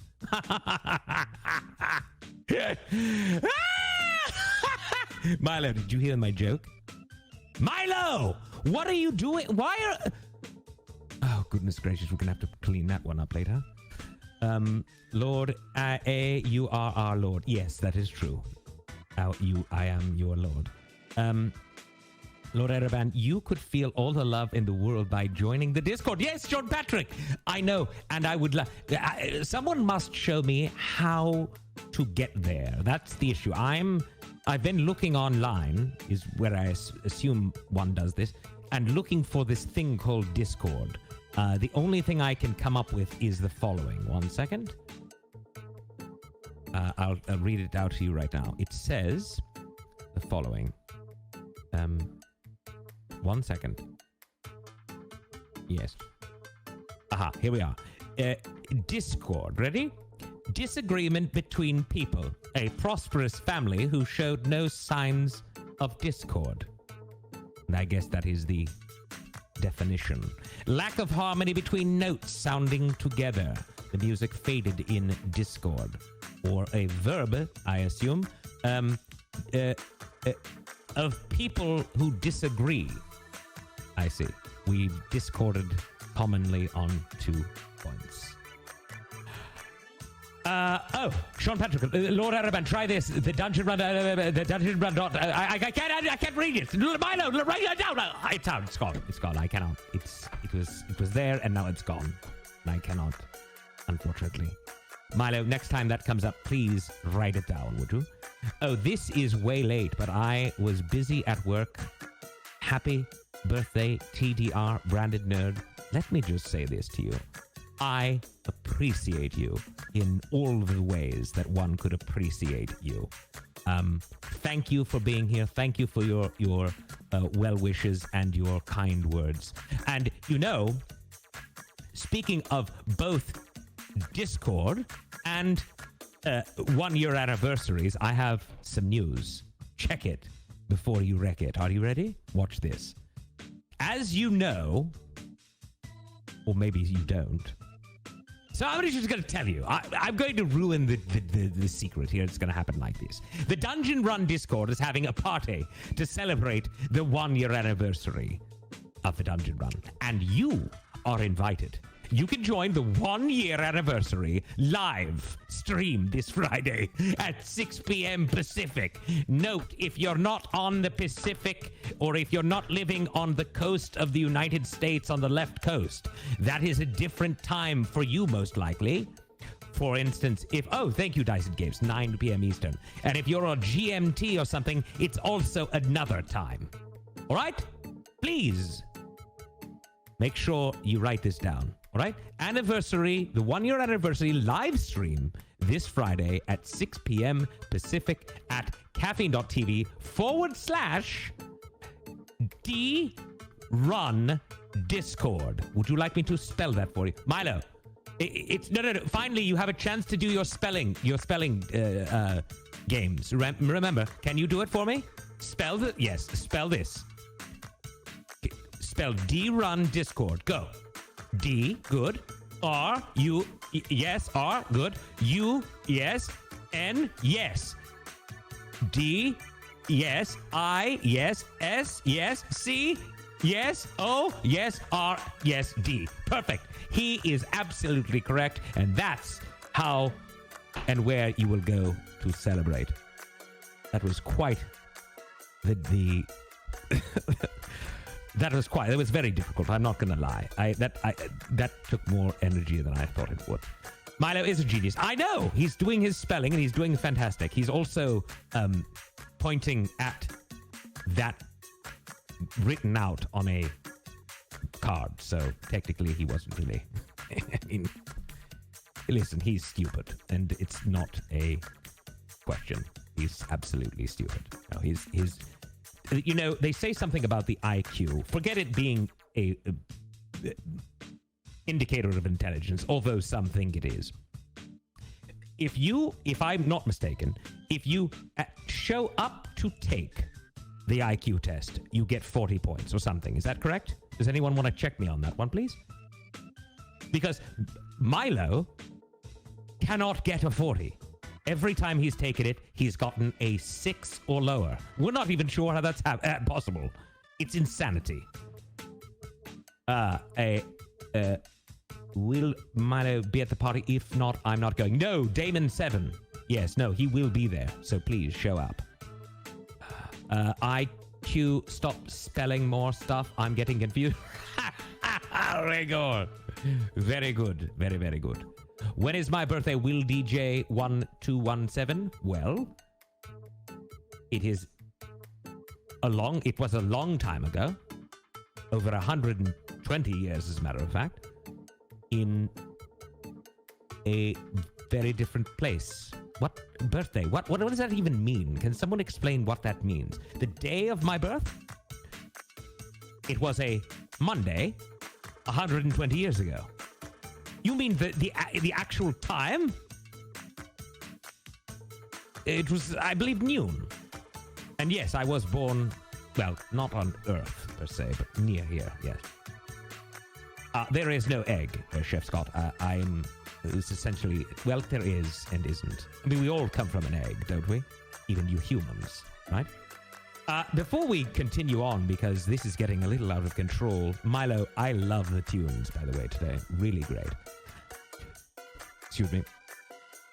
I'm having a little bit of a... yes, hold on. Yes, I'm getting ink coming up. Hold on. There it is. An easy swallow. Good, we're done. Sorry, I was having a little bit of a disturbance in my lower extremities. All right, here we go. I'd like to talk about an ink verb. Thank you, Just Jules. That's exactly how we'll describe it in the future. Do you even perceive time the same way we do? Are you looking? Yes, fire verb. That's actually a very good point. No, I don't. I am... I look at all... Let me break it down like this before we continue, because we were going to talk about props, but I'm just going to do this now. I look at you all as sweet, innocent children who have yet to grow your brains. And it's not to say that you're not intelligent to a degree, but you are certainly not on my level. And time really just is a waste of time, if you will. Sweet, innocent morsels. Yes. Technically. All right, good. So that's that.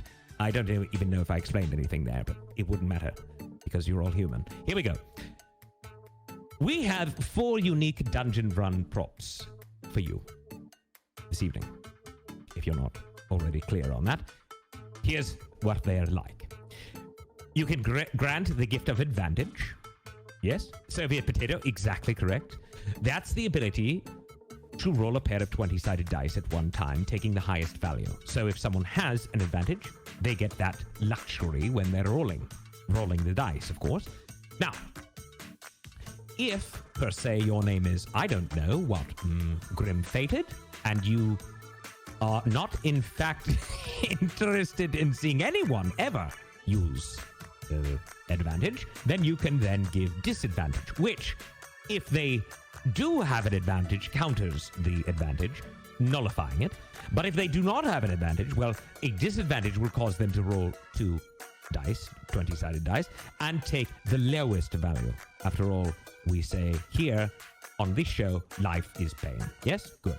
Now, when you give a disadvantage or disadvantage, please specify which player at the table it is for, or I will make the choice for you, which of course you're going to then say, well, wait, I didn't want it to be like that. I wanted this person. And I'm going to go, well, too bad. Okay? Because I told you during the intermission, you need to say who it's going to be for.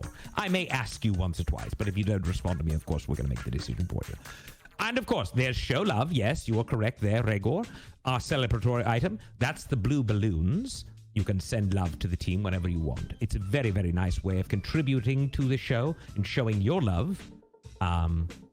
It's a very good way.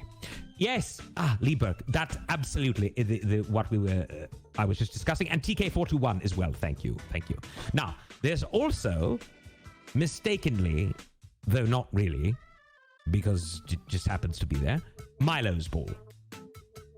Now, normally Milo's ball would kill Milo, and in conjunction with other Milo's balls would potentially bring up a force of evil. However, we're not doing force of good and force of evil right now because it's just complicated. So, the Milo's ball will just be a Milo's ball. It's basically like saying to Milo, here, little one, go ahead and die because I don't like you. So it's one way of saying that. And you are more than welcome to do it at any time. But do realize that you are going to kill my minion. I will bring him back to life, but you are in essence saying you don't like the halftime music because, of course, he brought it to you today. So that's that. This is like a vacation for Milo. Keep that in mind for later, my lord. In a way, yes. In a very awkward way, this is like a vacation for all of us, is it not? Unless, of course, you are indisposed at the moment and struggling with whatever it is that's going around. Of course, I can't suffer from it because, of course, I'm not human, but I do want to extend my concern and hope that each and every one of you is staying in your respective box. Some of us call them homes, but in your respective location, and not leaving there and not infecting one another. Because at the end of the day, what we want to do is we want to make sure we beat this one as soon as possible. Bye, everyone. Don't make my mistake and be safe. Rhaegor, what happened? Don't make my mistake and be safe.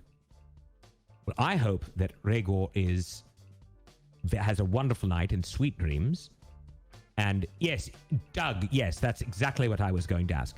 You should be hanging out in your dwelling cube. I'm supposed to be on vacation in Toraja, Indonesia right now. SMH. Fireworm is saying. SMH means shoot me hates. Oh, shake my head. Ah, I got it. Makes sense. Understood.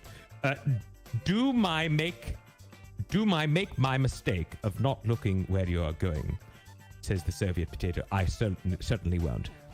Steve-O 290, seeing Arabans, I almost said my name was Araban. Araban's posters, I now want a 3 Wolves version of Araban. Yes, well, I would like that as well. I was supposed to be on a vacay in Hawaii last month. Oh, Lily and Civ fan, I'm so sorry. Perhaps you'll go once the world opens back up. And how they aren't close to each other, is it a flat aim? Yes, I believe. I'm not sure if I'm answering that question right or wrong. Lieberg, ha ha ha, Erebin. Ha ha. No, that's incorrect. You're spelling the name wrong. There's no I, it's an A. Hi, Lord A. 2 shirts for the dungeon run. Ooh, you bought 2 shirts. Fantastic.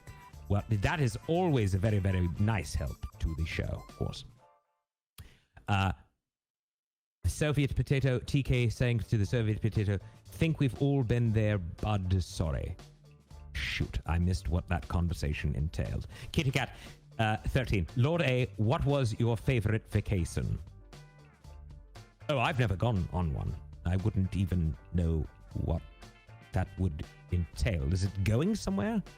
It's funny to me that you humans seem to feel the need to go places. I just don't understand it. I mean, I travel everywhere in my mind, so there is no reason to go anywhere. I could sit in a dark space for the eternity of my life and experience every facet of this universe very easily. Wild DJ 1217, Lord Araban, did you get that sword? Where did you get that sword behind? Oh, very good. Yes, yes. A very, very good question. Well, there's 2 actually. There's one to my right and one to my left. The one on my left is on another wall, which nonetheless you'll see it if you really look. Both of these were actually gathered during one of my quests to the lower dark, not the underdark, but the lower dark. As a matter of fact, the same place where I found Milo's ball, which of course came back to bite me in the rear. So Lord A, are you a left or right-brained mind player? That's a very good question, Kazfaran. I've heard that one before, and it's tricky because it's only you humans that experience the brain as right and left. I don't do that. We don't, as a species, do that. No, our brains are just brains and perform admirably. Lord A uses all of them. It is absolutely correct. What happened? What do you mean Lord Araban was counted by Grim Fated? Where? What did she say? I missed it? No, I didn't. Did she say anything that I should be upset about? Yes? How's your bowel movements, Lord A? Very good, as a matter of fact. Well, no. I should take that back. I did have a disturbing one recently, but that was because I promised Milo that I would have birthday cake with him. Yes. JT Justice, which brain do you prefer the taste of, left or right? Ah, well, that's interesting. I've never thought that one through. I don't know. Let me have one, and I'll get back to you on that, yes? All right. What do we got here? Lee Burke on air. Blah, blah, blah, blah. I'm sure it's hindbrain. Such dreadful. You're hilarious. I didn't just speak English there, did I? Brains are high fat and low fiber, probably messy. No, friendly undead mage. My diet of brains has never, ever caused me an issue. As a matter of fact, fiber for me is a very dangerous thing to put in my system. No, what I want is just high fat, high brain. Anytime I add gluten or sugar or anything like that to the diet, there's going to be issues. Is Lord Ereban getting down in a disco? Well, KLM, you could look at it that way, though. There's not enough light in here, blinking lights, for it to be a disco.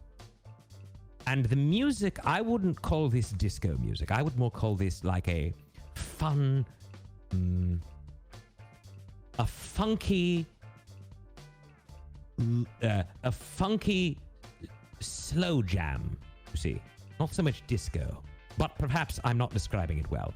Sean Patrick, I love Lord Araban's place. Looks very homey. It is. Yes, yes. Yes, Lily Double Bay, he needs a disco ball for sure. I certainly would, yes. Ryan Winters, Lord A, favorite and least favorite human tradition. Oh, now we're getting somewhere. I could talk about this all night long. Most of what you people do disgusts me.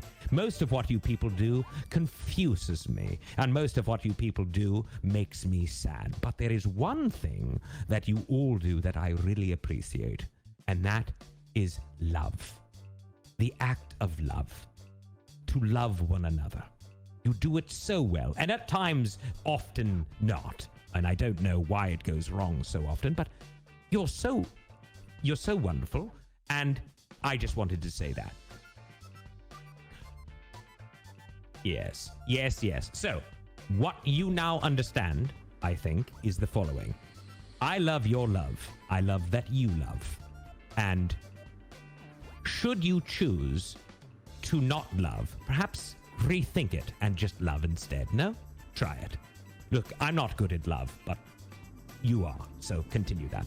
And with the love, I now would like to bow out, say my farewells, and ask you all, of course, who haven't yet shared the show, to please do so, because it is, of course, the greatest show on earth. Now, if you have shared the show, I do want to let you know that I see you and I thank you. If you have not, please do so.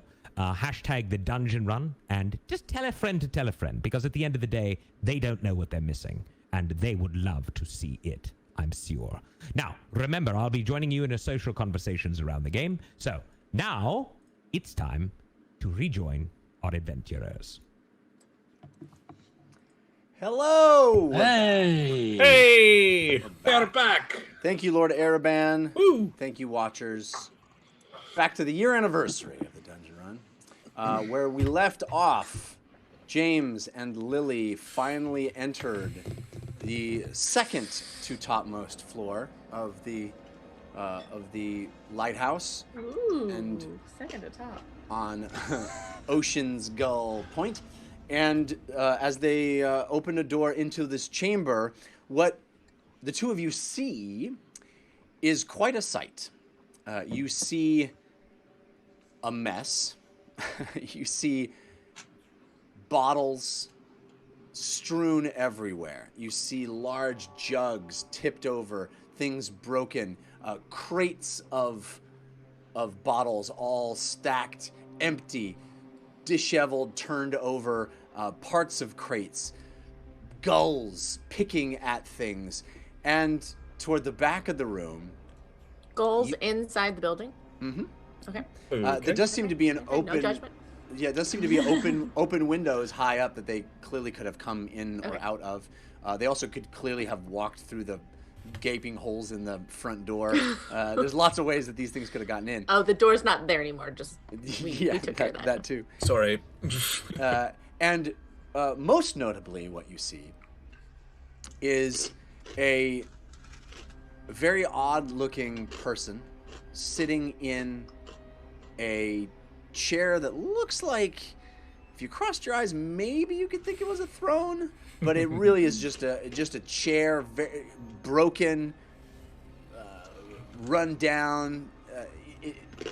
It looked like at one point it was maybe a deck chair or a chair that was on a ship, but at this point it is grimy and broken, and in it is this sad-looking creature with sort of a droopy, sunken eyes, a sallow, what's the word I'm looking for? A gaunt face, Okay. bits of flesh gone from it, long, wispy whiskers, hair that is kind of long and falling away, pale, sickly skin, sitting there, long, thin limbs, kind of a distended stomach. So you're saying he's hot? He's quite a sight. And also in the room, there are 2 full skeletons, humanoid, and what look like bones of some other things, perhaps. And this man is sitting there, breathing as you walk through the door.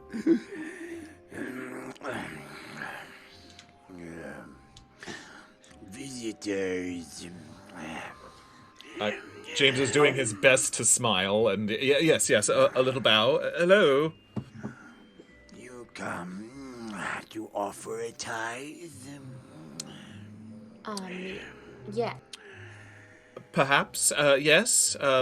If that is required, we certainly wouldn't want to be disrespectful. Look, Lady Josephine, we have visitors, not many visitors. Were these your last visitors? These are my royal court. Introduce yourselves, Lady Josephine Quink, Sir Brandlish Otterpop. And they are clearly just skeletons. There are gulls kind of, picking, but they are long past the point of having any flesh or edible things on them. They're just these, sitting there, kind of not even in chairs, just kind of propped up against the side of the wall. You And mentioned as the. I'm sorry. Go ahead. And as he's sitting there, like a gull, lands on his shoulder and starts pecking at the side of his face, peeling skin off his face, and nibbling on it and then flying away. You mentioned bottles. You mentioned a lot of bottles in the room. Yeah. Are they full? Are they empty? What do they look like? Almost exclusively empty, although there are a few around him that look like they have bits of liquid in them, dark, murky liquid. And he has lots stacked around himself, mostly empty. This looks like the worst flop house from Train Spotting. It's that. Oh. You know what I'm saying? Yeah. Is there a baby on the ceiling, Jeff? No. Nope. Not going there. Well, it's a pleasure to meet you, my lady, and Lord Otterpop. We Sorry, Otterpop just hit me. Sometimes I do things just to amuse myself. Sorry. We were sent here to find you. Well, find me. You have. Yes, we are in need of one's expertise such as yours. We are planning an excursion to the Castle Rum. Castle Rum. Yes. Oh, dangerous place. The castle is dangerous. Indeed, we hear it is. We were told that you could perhaps provide us with some aid to the treacheries over there. Yes. I am past my seafaring days. I prefer to rule here in the comfort of my estate. Of course. Absolutely. That's a beautiful estate. Yes, I could see why. We were told that you have access to, or perhaps even invented, a drink that would help us fare better in the castle. A liquor, if you will. Mm-hmm. And as you say liquor, he turns and looks at you and just farts. Just this massive flatulence that erupts from him. Mm-hmm. You want some of my liquor of the dead? Yes, we do. Yes, we do. Yes, comes highly recommended. I have perfected my brew over long time of experimentation, and I have determined the tastiest variety. Yes. What do you come to offer in return? What you normally require as a payment? Yes. Well, We hadn't heard about that. I much prefer consuming my own beverage myself. But it is, as you noted, difficult to ferment. So, do you know how liquor of the dead is made? We do not. No. No, Don't ask. Do not ask. Jeff. You're not there, Sam. You're not there. People poop. Ugh. No. Don't know. No. We need to know. You are truly a scholar on the matter. So yes. We need to know. Yes. Well, the only way to make it is to ferment the brew inside the corpse of a dead creature. Okay. Okay. You And say I okay. have- Ferment the brew. Yes. Okay. Yes. Take some doing.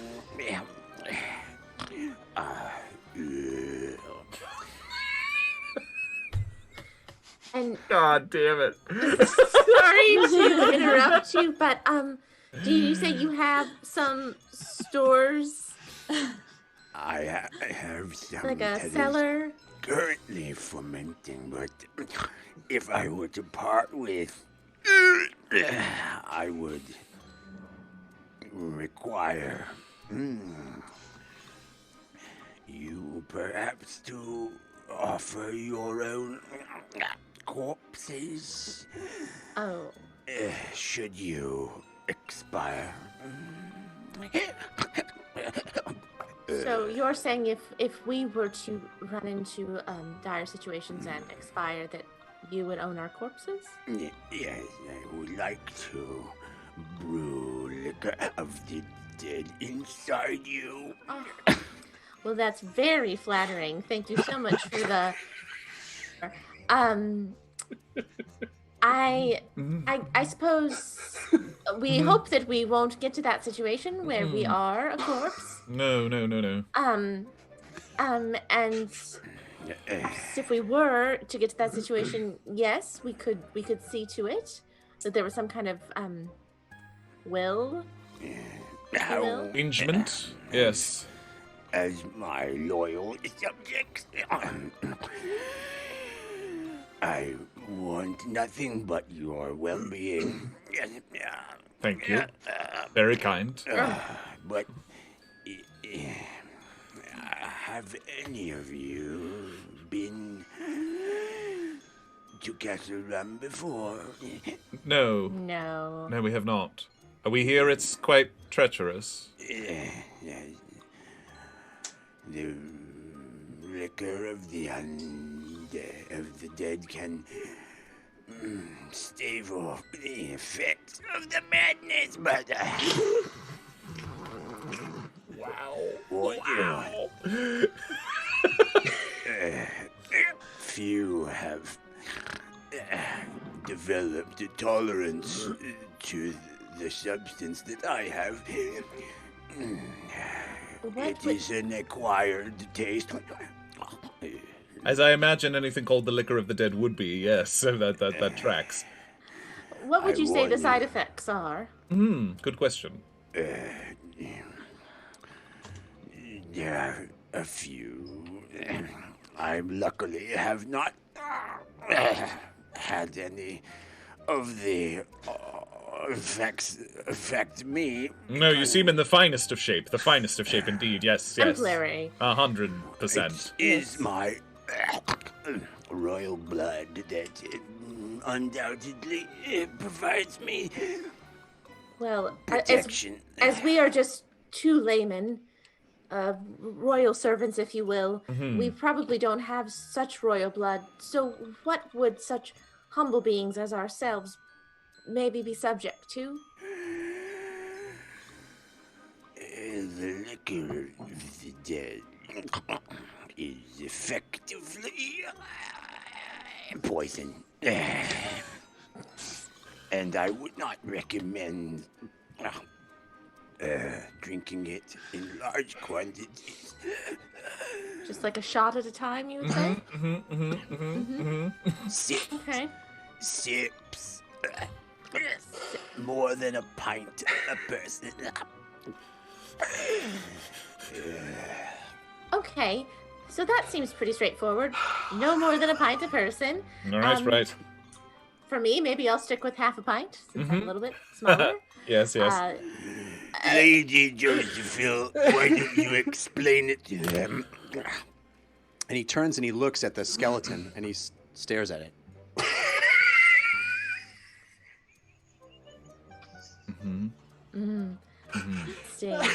And then he nods.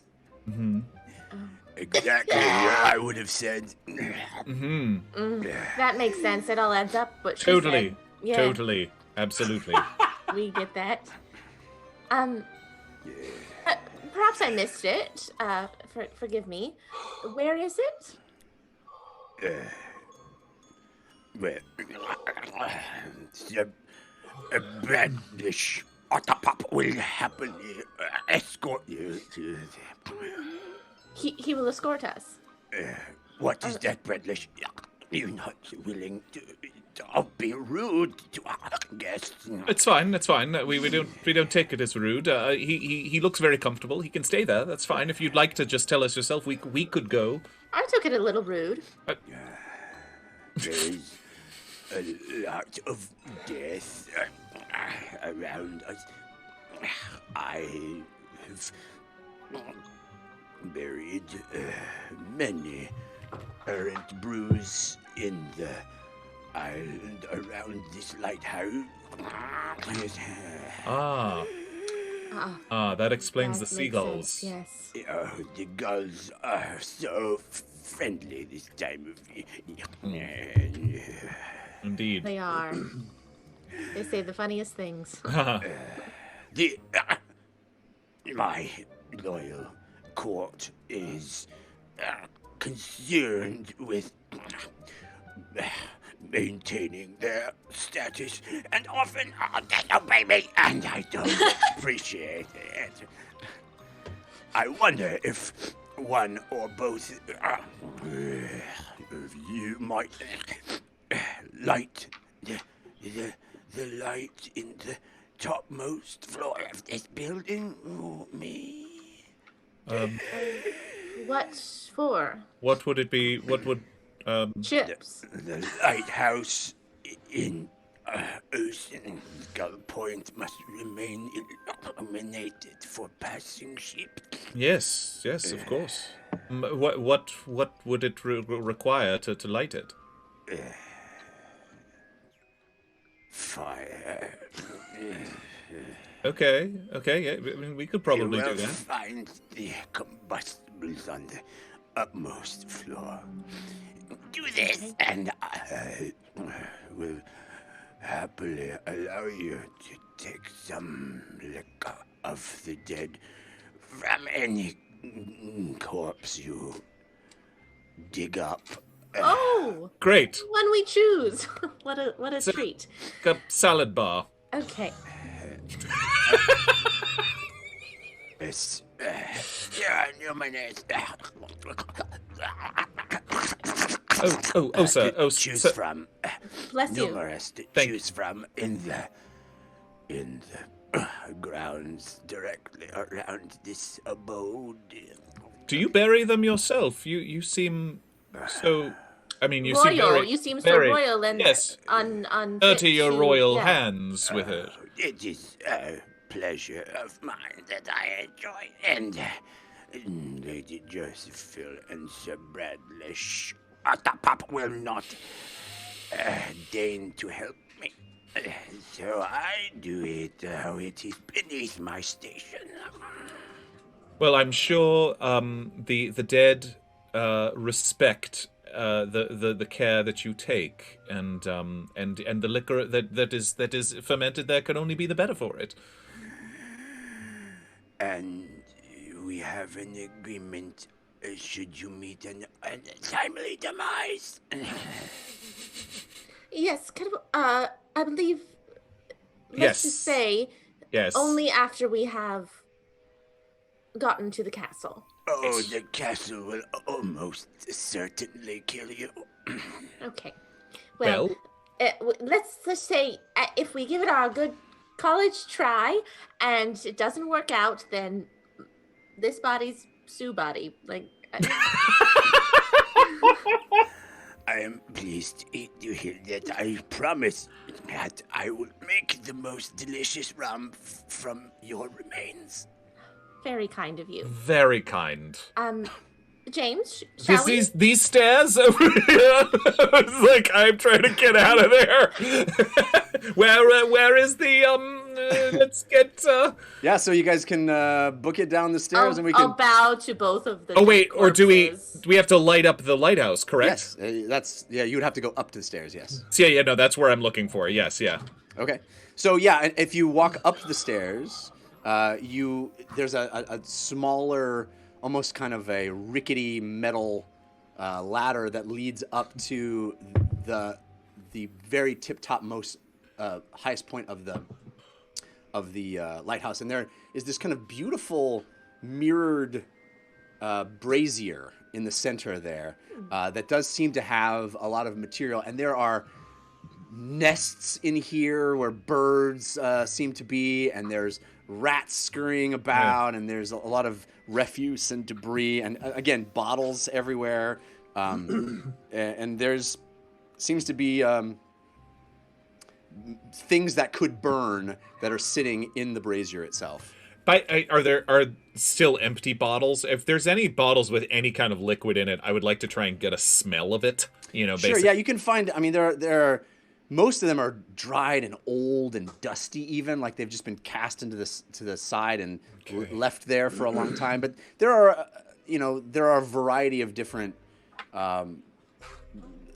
ages of the variety of different ones that have been there for a variety of different times. Got it. And you probably could find one that has a little hint of something in the bottom. There isn't much dry around here. I mean, there isn't much that isn't dry around here, right, other than that was around his immediate vicinity as he was sitting. But in this second floor, you maybe could find something and take a whiff. Actually, roll me a perception check on that. You have advantage from Bo Busy, that was countered by Grim Faded. Okay. I'll do it too. I imagine I'm also looking around. All right, Lily, you have advantage from Lily Dumblebay, countered by Bingle and Flame. So you both are kind of like sniffing at these bottles.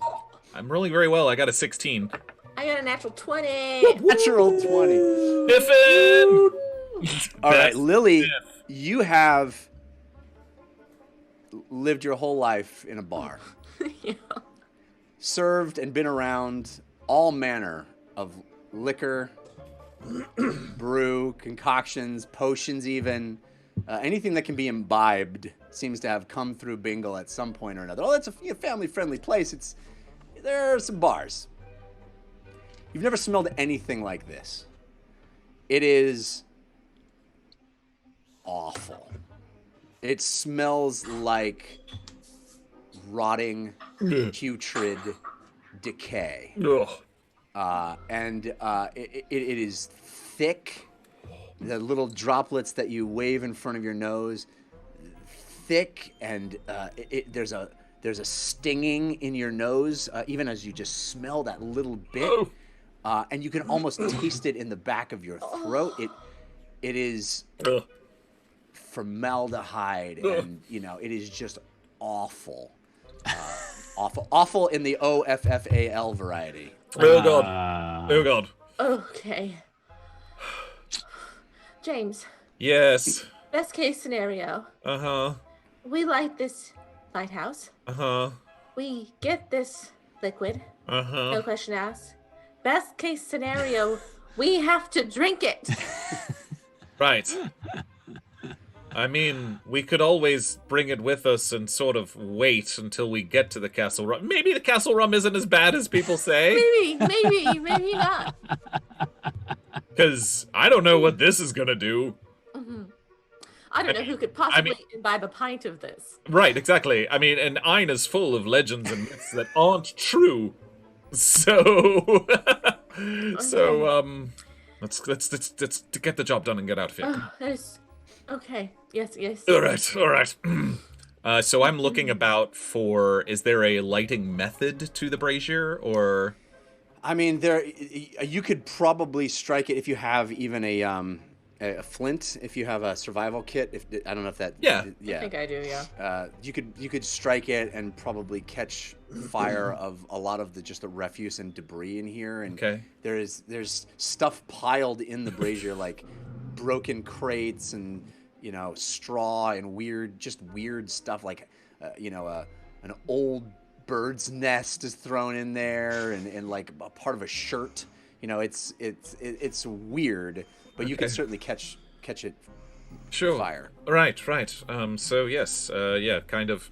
I'll use to step back to make sure it doesn't, and take Lily and I, a few feet away, and then use Digit to take like a flying, take like a bit of a lit nest or something up to kind of be the tinder and light it up. All right, so you strike your flint on this this bit of dried wood and tinder, and your magical arcane hand comes out, snatches it up, delivers it over, and immediately goes whoosh, and this whole room just illuminates with this brilliant bright light. And as the day turns into night, as you're up here, you see out it is dusk turning into night. Wow. This thing just catches fire, and reflecting off of all of the mirrors in this on the sides of this brazier, it is blinding, utterly blinding in this room, completely disorienting, and all of a sudden everything around you is this bright, brilliant light. Wow. Well, that's very effective. Okay. Let's get out of here. Yes. Do we need to check in with him? I assume so. All right. Probably. So roll me a dexterity check. Just real quick, just a straight dexterity check. James, you have advantage from Bingle and Flames, countered by Grim-Fated. Lily, you have advantage from Lily Dumblebay, countered by Grim-Fated. Wow. Okay. Why? 16. 13. Both of you manage to feel your way back to the stairway, the little ladder, the little metal ladder. You're completely disoriented and blind, but you manage not to injure yourself climbing down it. Your eyes are kind of stinging from just this incredible amount of light that erupted all around you. But you managed not to hurt yourself. Yes. Probably. I guess I didn't even guess that but it would have to be bright, wouldn't it? Yes. Yeah. Who's going to do it tomorrow? Let's not ask that question. Sorry. I think maybe Sir Otterpop. He looked very dexterous. And as you guys sort of make your way back down the stairs, we're going to switch over to our other group. Woo! I was jealous of what they were doing. over there for a while, and then you introduced that NPC, and all of a sudden I was like, I'm very happy with my choices thus far. Viscount Wingerstick's envoy? You're not impressed with Viscount He's a winner. Have you ever seen the movie Weird Science? Oh, I love that movie. Of course. Yeah, I immediately thought of the older brother when he gets turned into the giant, like the toad. Yeah, with like, I was thinking of Bill Paxton. Yeah. Bill Paxton. Vladimir Harkonnen from Dune. Oh, I got all God. the A movie pustules. called. Have you ever seen a movie called Nothing to Lose with Dan Aykroyd? Yes. Oh, Nothing But Trouble. Nothing but trouble. Nothing but Yes, sorry, trouble. Nothing but Yes. Trouble. Nice. Anyway, I enough haven't with the seen movies. any of those movies. Don't watch Nothing But Trouble. All of them. Watch all of them. Watch Weird Science though. Watch Weird Science. Don't watch I don't Nothing know But if that really aged very well. It did not. It did not, which is why I want her to watch it. But I did paint a very vivid mental picture of this man in my mind. Good. Nice. Okay, so the three of you have been asked by Whitebeard if you're gonna fight. I look over at Fahima. To what end, sir? I mean, I think the implication here is certainly Civ implied that he wanted to get in Whitebeard's good graces, and the straight answer right before we switched away from you guys was, hey, if you want to get in my good graces, fight, and also we could all make some more money if you want to fight. You know, I think that's not unclear to Fahima. What's going on here is, hey, you want to be my most trusted group of people? You want to have my attention? You want to be my first mate, as Civ implied? Then If you want to be my first mate. Let's see what you're made of.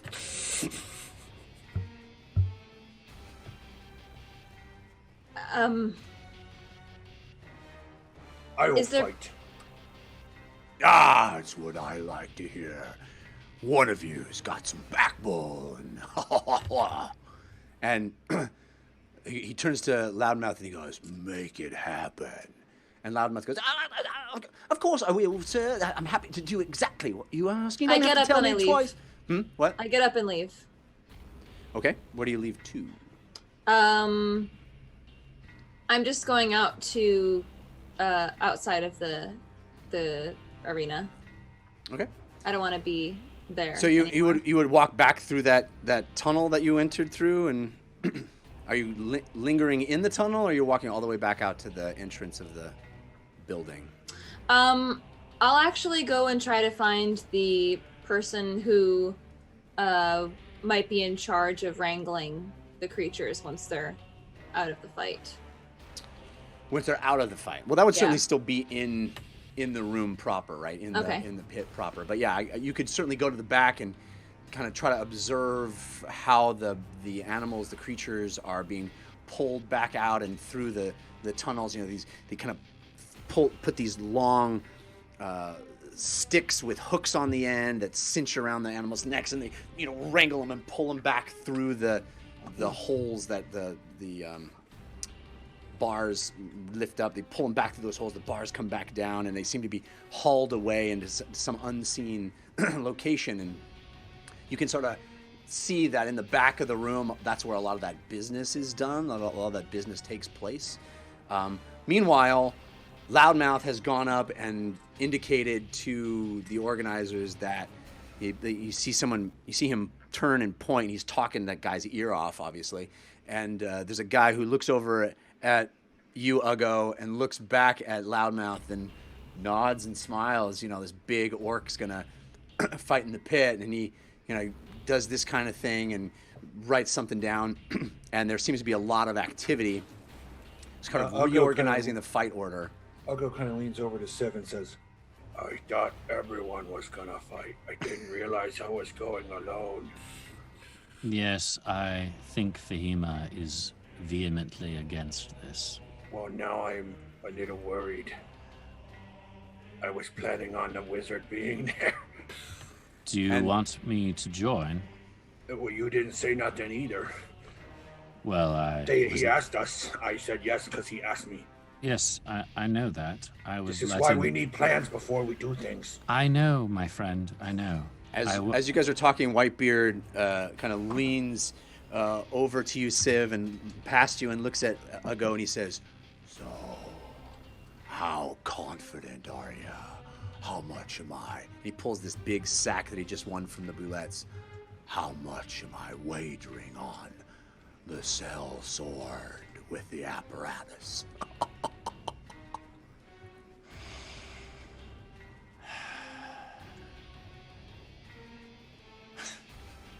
Well, what's it gonna be? Wager all of it. All of it. I'll go kind of. Okay. I like your style, Tabaxi. Orc, you better be as strong in here as you were in that tavern. You will one day know how strong I am. I hope that day's today. If not today, definitely one day. And you see all this activity starting, and someone comes and, with loudmouth comes and takes you, Ugo, escorts you around the back and down. And Fahima, as you're in the back of the room, you watch as Ugo passes you with this halfling and this other sort of human-looking character, and they're escorting Ugo, and you clock where he's going and how he's kind of winding around. And there's seems to be a very nondescript door, a very almost a hidden door in the back that leads to an antechamber. And Ugo, as you go through that, you get in the back behind the seedy underbelly of all this, and there's a series of pens and holding chambers and all kinds of wild-looking things there, and people, combatants, like stretching and getting ready and preparing themselves for the battle. And Jeff, as I pass Fahima, as Ugo passes Fahima, he kind of is me. Fahima, watch me. Wait, and then I'm angrily staring him down because he made a Ugo decision. Seems confused. He made a decision without consulting, and as far as she was concerned, it was left up to her. She can't stand this anymore. Yeah, Ugo is very confused. He seems confused when she's staring at him angrily. Do I see all of this, Jeff? What's that? Do I see all of this? I mean, you're still seated in the bleachers next to Whitebeard and Choran. Yeah. And Loudmouth actually returns to you and sits back down, and he's like, "What the? I hope your friend can do it. What he says you can do, because if Whitebeard loses all that money, I'm sure he's not going to be too pleased with all of us, including myself. And myself is the person I'm most excited to make sure stays alive, if you know what I mean." No offense, my friend, but if he succeeds, you're probably out of a job. Well, but I've. Oh. And he kind of shuts him up for the first time in a long time. And so, Ugo, you're brought around and you stand in this holding area, this small little room's the wrong word, but like pen. It's a pen. It's like where you would keep a bull before a rodeo, right? It's a cage, but not really a cage. It's more a pen than anything else. And you're ushered into this section where there are these bars ahead of you, and you can see through the bars into where the mud is thick and heavy. Your feet are already wet and muddy from this process of being down here it's really on the sea level. You're at sea level completely. I mean, it's soggy, and you're stamping through puddles of mud and seawater, and you stand there, and you hear that voice return, and it says, "A very special combatant, an orc from Whitebeard's own crew is next up against the one, the only Elry." And the whole place goes bonkers for this Elry character, and Ugo, you're standing there. It's kind of dark where you are. You see out. There's a lot of light from torches in the center there, where all the mud is, and you can't quite see through into the opposing cage on the other side. And then slowly, methodically, the bars start to raise up, and you are pushed from behind by that same stick, and as you enter into the center, not the center, but the edge of the arena, into the place where you can look up and see all the people looking at you, you spy across the way. Ugo's scanning for Fahima. Yeah, she's in the back of the room. It wouldn't be some place you could see, but you can certainly spot Civ and Loudmouth and Whitebeard and Choran. You know where to look because you've been sitting there. And then the opposite side of the room, the bars open up, and you see what steps forward this female halfling who is got her hands wrapped. She's got this sort of vest on. She is ripped. Her arms thick and muscled. She's got her hair pulled back tight in a ponytail. She's got eyes that are focused and angry, and she stares at you. Roll initiative. Wow. Is this bare hand fighting? Is there any weapons? There are no weapons. Oh, they took my mauls and hammers. Okay. Yeah. So what we're gonna do? All of your hammers. That was a 30-minute moment. And you got any more hammers? Here's one. Pulls out his What I'm gonna butt. do, ladies and gentlemen, is for the first time, we are going to go into a fight inside the map room. So, I need all of you to open up your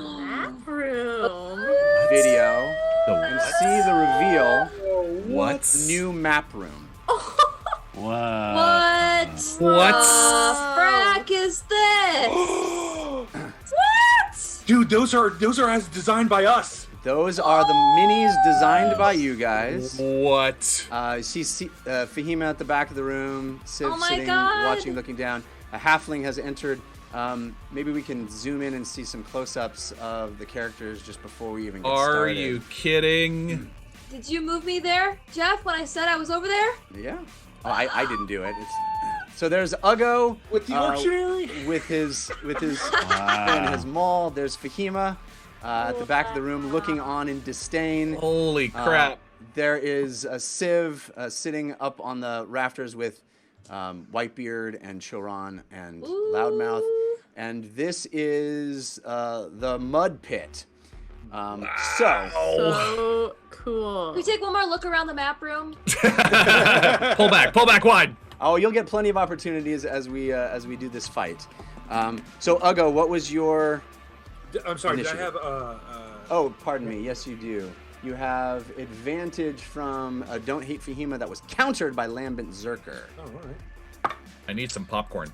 I also want to say we have love from Hazimus, Who Else Elliot, Dyson Capes, Woodster74, Braba, Scoundrel Lovejoy, and others. Thank you so much for those balloons. We appreciate it. I also want to say thank you to the production team. Yeah. John Same. and David and all the folks, Alex. And Incredible. Bernardo, and Incredible. Are you kidding everybody me? who made this Yeah. happen. We're trying something new, so we're gonna see how it's gonna go. Amanda, the Camel Queen, is also helping make this possible. So, Ugo, what did you get? Yeah. So, question: do I have my armor on? I still have my. I'm gonna say yes. You do have your armor on. Okay, Yes. Okay. My initiative is a 23. I was expecting like a bugbear or something. The fact that it's like a female halfling is Makes me a fascinating. little easier to fight now. I feel less about hurting Fahima's feelings. Wait, what about my feelings? Well, it's not an animal, so you don't care about it. Oh, yeah. Wait a minute. I do care less about it. All right. So I need to roll. Let's see. Yeah, if Ugo was fighting a monster, this would be way different. His approach would be different She too. rolled very badly. Yeah. Okay. So you said 23? Okay, so you go first, Ugo. All right. And this is where you're standing. Obviously, we're looking right at it. You're on one end of this very small pit. Mud at your feet. It counts as difficult terrain for you. Okay. But I don't think you have to worry about that. It's a very small area. But it's certainly, you're sludging through it, trudging through it. Any of those rhymes you want to use is fine. Sludging, trudging. And you know, the crowd is, you feel them anticipate. There's bets being taken all around you. People are looking at how small she is, how big you are. You stand there menacingly. But she's famous, right? Like, they made it sound like she's certainly before. known here, yeah. I don't know if it's not exactly like her. Well, go ahead. What were you going to say? I was going to see, can I try to catch some whispers or some anyone talking about her, like what she does or how she could possibly be a fighter at being so small? Sure. Yeah, you can. You want to just do a perception check, or you want to try to do some charisma and like get things out of people? Well, unless Choran seems engaged at all in this fight, then I'm gonna get up and actually use some charisma and try to get information to give to Ugo. Okay. So you have advantage from Falstar that was countered by Lambent Zerker. So I'm doing persuasion? Yeah, persuasion. Or observation, or what do you want? Let's just say, you can say persuasion and see if you can sort of get people to talk to you. Man, I am rolling terrible. 12. Yeah, I mean, everyone seems to be focused on the fight, and it's, you know, it's like you're the guy at the bar who's like, hey, what are these two teams? You know? Yeah. And they're like, you know, not much time for you, but you can pick up the fact that she is quite an accomplished pit fighter. Right. There seems to be a lot of interest in her and attention on her, and just hearing her name was, you know, people kind of gasped that she was going to fight. Does Loudmouth or Whitebeard know anything about her? Well, if you get Loudmouth talking, certainly he has seen her a few times. He could tell you a story about that one time where she, you know, she pummeled a few. He knows her as someone who has extensively trained in unarmed combat. In fact, Ugo, I'm going to let you use your maul for this. Okay. You can use your maul should you choose. Because, you know, kind of thing, and almost anything goes in here other than, you know, things that they would consider to be unfair. But if you had your maul on you, you don't necessarily have to be unarmed. Okay. But she is unarmed, but seems to be feared even so. Right. So she's like a pugilist, aka monk. Yeah. Okay. Got it. I'm gonna sit down next to Choran unless I can see Fahima. I'll just sit down next to Choran and see how he reacts. Choran is uncomfortable with all of this. He's not particularly been caught up in the fight, although he is now interested seeing Ugo having gone in there. He's, you know, observing cautiously, I would say. I'm gonna whisper to him, you realize that if he dies in this, so do you and so does your family. Well, it seems to me that you made a pretty rash decision then, didn't you? What can I do about it? I am at your mercy. I don't know. What can you do? He looks at you and his eyes squint. All right, Ugo. What would you like to do? You're up first. Yeah. Well, Ugo's gonna rage. Okay. Dun dun dun. Surprise, everybody! Has he done that before? No. First time. Jeff, Ugo, his wisdom is, I think, coming to play here, and there's something odd about putting me up against a small person.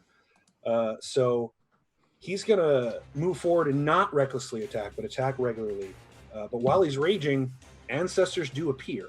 Okay. So if I hit her, they start to form and fly around. So just right. Yeah, we're in at an arena. So, Okay. Do I have? Yeah. So I'm moving. My speed is 40, so I can move right up to her. Yeah, so you're going to move directly in a straight line up to her? Yeah. Okay. Wow! Look at that. Whoa! That's That's awesome. Freaking cool. And then I'm going to attack her what twice is with the this? maul. Amazing. Okay. And You He have his maul? He does You have now. Yeah. Advantage from Reloader 68, countered by Grim Faded. Okay. On And the first second one, and advantage from Snake Master 89, countered by Grim Faded on the second one. Lovely. All right. Got it. So first one is a. Where's the 11. I'm assuming that does not hit.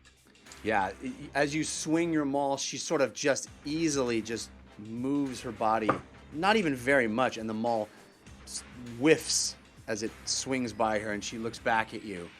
That same steely-eyed stare. The second one is a 23. 23. That 24. 24. So that hits. It better.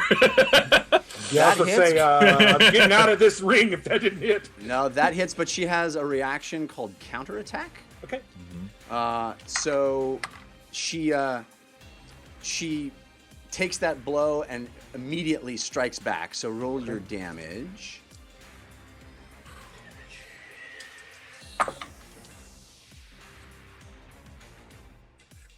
That is 9 bludgeoning. All right.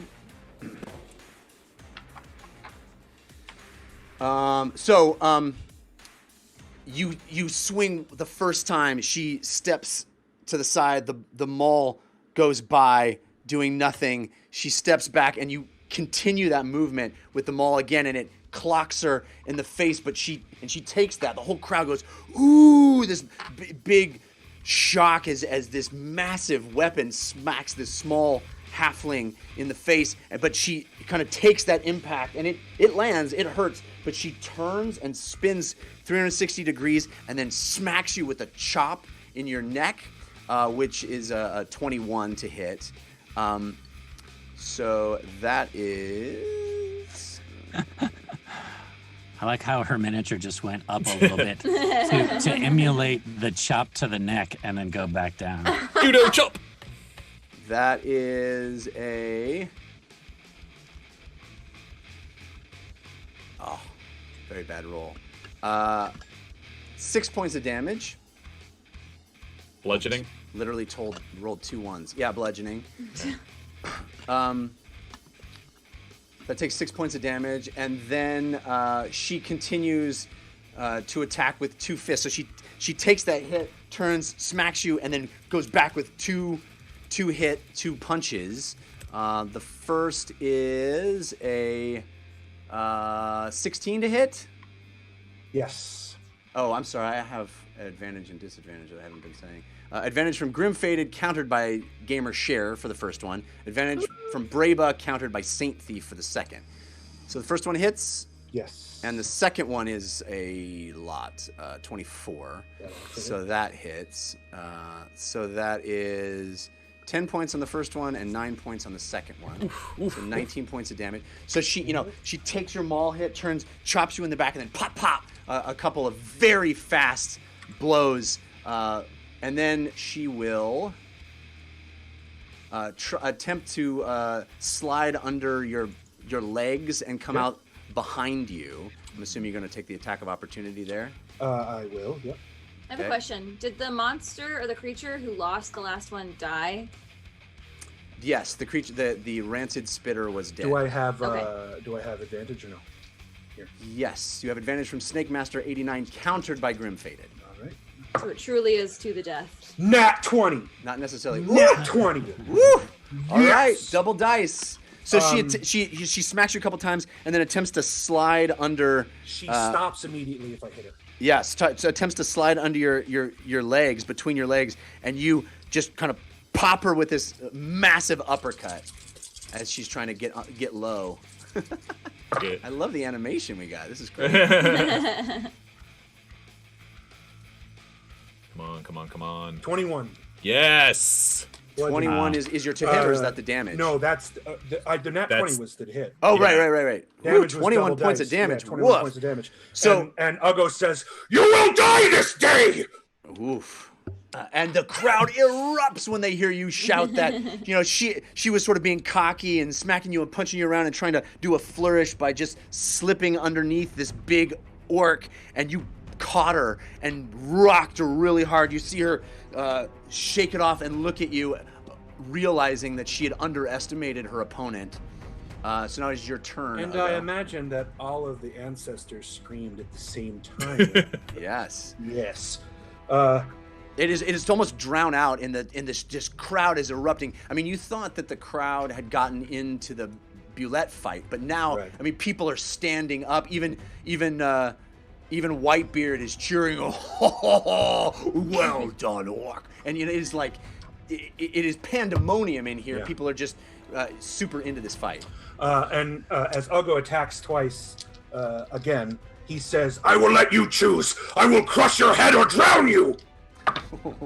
Do I have advantage or no? Audience loves that. You have advantage from the Carson, countered by Grimfaded. Okay. The attack is 21. Is the first. 21. She can't avoid that. Yeah, that's a hit. Second attack is less than that, way less than that. 11, which is good for sure. So you hit with the first and miss with the second. But she's so stunned from that last crit that she leaves herself open and takes another smack to the face. And this time she takes one less than Max. Yeah, dang. 11 plus 5, so 16 more damage. 16. Wow. All right, she's already taken 46 points of damage. Yes. Crazy. All right, so she is angered and sidesteps you, moves diagonally, sidesteps you, and then goes in and does a stunning blow, attempts a stunning blow to your side. That is Con check, yeah. I have advantage from Grimfaded, countered by Lily Dumblebay. That is a 15. That hits. Ooh! Yeah, my AC is not high. Okay. So that is. Ooh. She starts doing monk stuff. This could get ugly. I've been doing barbarian stuff. Yeah. 14 points of damage, and you have to roll a con save.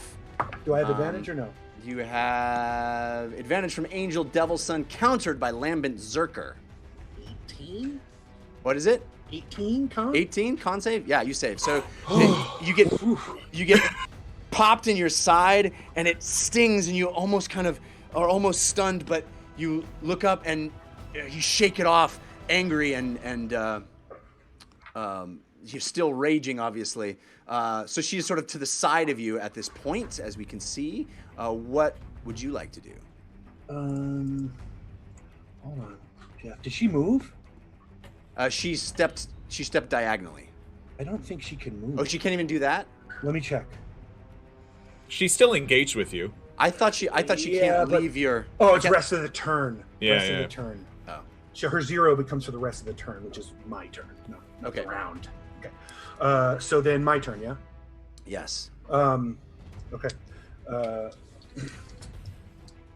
I'll go just screams in anger and attacks twice again. I thought that was it. He just screams. He just screams. I'll go cries like a baby. You told me advantage, yes? No? You have advantage from Fallon Varmir? Varmir? We've heard that name before. Okay, sorry. Countered by Lambent Zerker. That's for the first one. Does a 20 for the first one? The 20 will hit, but she's going to do an acrobatics check against you. Okay. So roll an acrobatics check. You have advantage from Cold Candor. Can I use athletics instead? No, it says acrobatics check. It's an opposed acrobatics check. Okay. Do I have advantage or no? You have advantage from Cold Candor. I have advantage from Grimfaded, but it was countered by Lily Dumblebay. Straight advantage. And I roll. What is my acrobatics? Ooh, boy. I rolled a 24. Yeah, I can't. I'd have to nat 20 it, and I didn't nat 20. Okay, so she takes that hit that would have landed and redirects your punch literally into the wall. You swing I guess you're farther than 5 feet into the wall, but you take a swing and it misses. She was about to hit her and she redirects it, and the ball goes slamming into the side of the wall. Stuff crumbles. People are cheering. She's to the side of you and trying to avoid everything. You have a second attack though still, right? I missed. It's in the second attack. Okay, so she redirected that attack. Okay. And now she is going to attempt. She's gonna punch you twice again. Okay. And I have advantage from Grim Fated, countered by False Star on my first. Advantage from Angel Devil Sun, countered by Reloader 68 on my second. So both of them are straight rolls. The first was a nat 1. And the second is 18, so I'm assuming that hits. Yep. So she reaches, a roundhouse kick that you just kind of lean back and it swings wildly around. And then look at the kick. Look at the kick. But as she does that do it again. As she does that roundhouse kick, she comes all the way around onto her hand, does a handstand, and pops you in the face with the other leg. Wow. So that is Some capoeira stuff. 12 points of damage. Okay. Oh no. Reduced. Bludgeoning, obviously. He's okay. He's okay. And you some blood on the corner of your mouth. Perhaps you clearly are fighting a very skilled combatant. Right. She's gonna try to move away. She's gonna.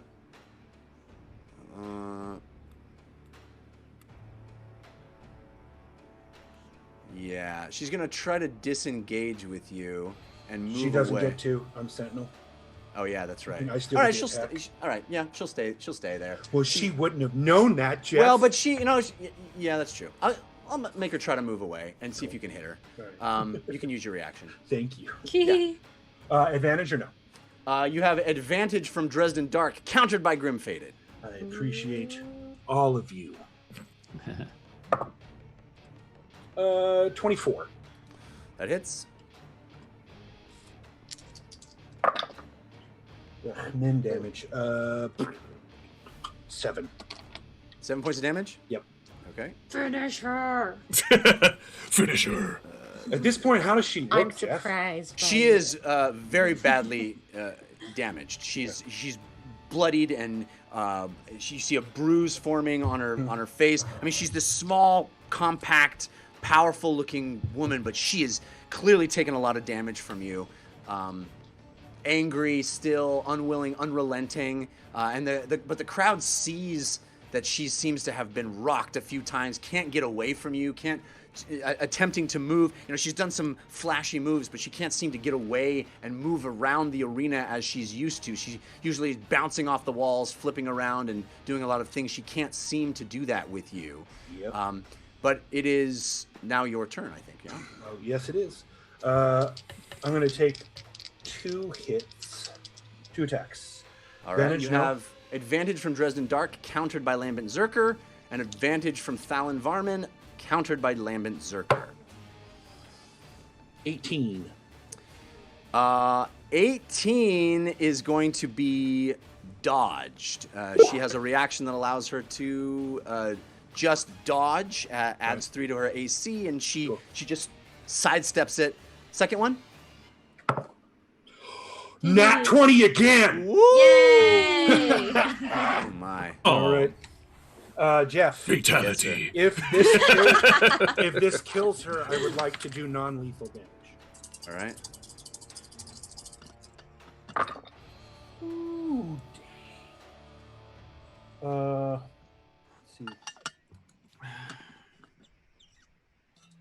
17 plus 5. 22. 22 points of damage. Yep. Oh my gosh. Okay. Gosh. That crit, man. It's crits. Yeah. Especially with a maul. That's no bar fight. So she dodges the first one, and you have been watching her. You have been trying to figure out how she moves, how she dodges. You are reminded of being in a cave fighting other orcs, like one-on-one combat. Something stirs in you, and you see as she starts to dodge where she's going, where she's moving her body into, and the maul arrives there before she does, and it smacks her so hard you see her eyes lose focus. That steely stare is completely gone for a moment, and she goes down to one knee, not out but on her last legs. She comes up with one mighty, desperate maneuver. She tries stunning blow again. This is advantage from Angel Devilson, countered by fragment of heart soul. But it is a 15. That hits. All right. So you roll your con save. You have advantage from Aegis 13, countered by Lambent Zerker. And she does... Uh-oh. 15. 15 does not save. Oh God. Okay. She does 13 points of damage, and you are completely stunned. You thought you had her. You had figured her out. You thought you knew where she was going to be. You did know where she was going to be. As she leaned in, dodging the first blow, you come around with the second and knock her so hard it would have leveled anyone her size that you have ever seen. But she goes down to one knee and then comes up with this double-fisted stunning blow. It hits you square under the chin. And you completely lose the ability to stay focused for a second. You got the chirp, chirp, chirp of birds going around your head. You stand there completely stunned, and she stands back up to her feet and looks up at the crowd who are cheering and realizes that she has you completely at her mercy, and she does a giant spinning roundhouse kick that comes right at your face. Another stunning blow. Oh no. This is a 24 to hit. Roll your con save. I'm sorry, I had advantage from Grim Fated, countered by Kaibuk, so it is that 24. I'll go, your con save does have advantage from Aegis 13, though. Ron, you're muted. I was coughing. I apologize. 20, since I have advantage. All right. So this time she hits you again with 14 points of damage, but you break out of the stunned effect. She can't seem to chain the stuns together. You shake the cobwebs from your head, and you look at her ready to attack one last time. The whole place is on their feet. Fahima, Civ, you see the bloodlust in everyone, the raucous excitement of this evenly matched pair going toe-to-toe in the mud. There's mud splattered everywhere. Ron, what would you like to do? I'm going to hit her twice with the maul. I can't get on the ground with her because she's so fast. She dodged me so many times. Yeah. Can't grapple her. I would normally just drown her in the mud right now, or at least suffocate her, but I can't. She will beat me in that round. So Step on her. luckily, I have played a fighter like this before, and was set up against a small fighter person in another campaign that I played. I learned my lesson then. So I'm going to attack twice, so I have advantage.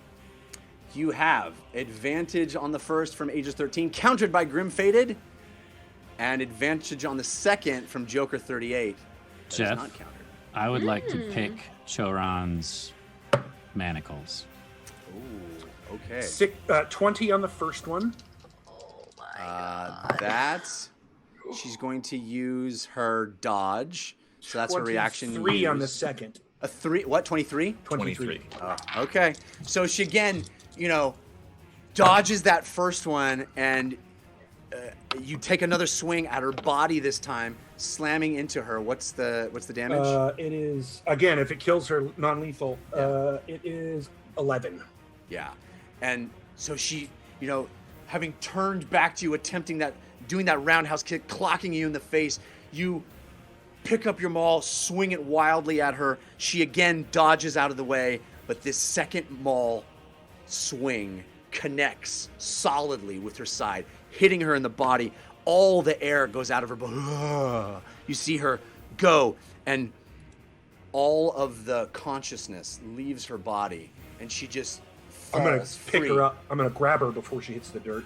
Yeah, and you put a big orcish mitt out in the air as she falls face heading toward the mud, and you stop it an inch before it hits that big, thick, muddy pit, and you hold her cradled, completely unconscious, the crowd going crazy, pick her screaming, straight up. Finish her! Finish her! Pick her straight up and go, "For Whitebeard!" And Whitebeard stands up and crosses his hands, soaking it all in. And As they're distracted, Uggo is going to beeline for the other opening, or I'm assuming it's open, and he's going to take the monk with him. The opening that she came out of? No, the one that I came out of. Okay. Interesting. So we can leave the map room. A successful fight. Yay! Production team for making that awesome. Yay! Look at them, they run. He runs out. Oh my God, where'd they go? Pumping. Amazing. My heart is pumping. So, Uggo, as the crowd is cheering, as Uggo's standing there, he puts his thumb out, to do the thumbs up or thumbs down thing, and then looks, and then you're gone from from the thing. So, what would you like to? Oh, meanwhile, Civ is picking the manacles, right? Yep. I want to say we got some love from Hazimus, Who Else Elliot, Dyson Capes, Woodster 74, Braba, Scoundrel Lovejoy. Thank you all for that. Jeff, is Roll there me anybody? Sorry, what? Sorry, is there anybody else in that little room? Well, the sort of pen that you're in Yeah. was empty, but the back of it leads to that back room where there's all manner of things and people waiting to be selected to enter the pit. So there's a lot of stuff back there, Because I including have... sort of Fahima like looking back and trying to figure out where the bulettes have been taken, and if the bulette that won the fight actually survived or is doing okay. She sort of insinuated herself back, looking down, trying to find in that back area, in the chaos and the rabble of this incredibly popular fight that just went down.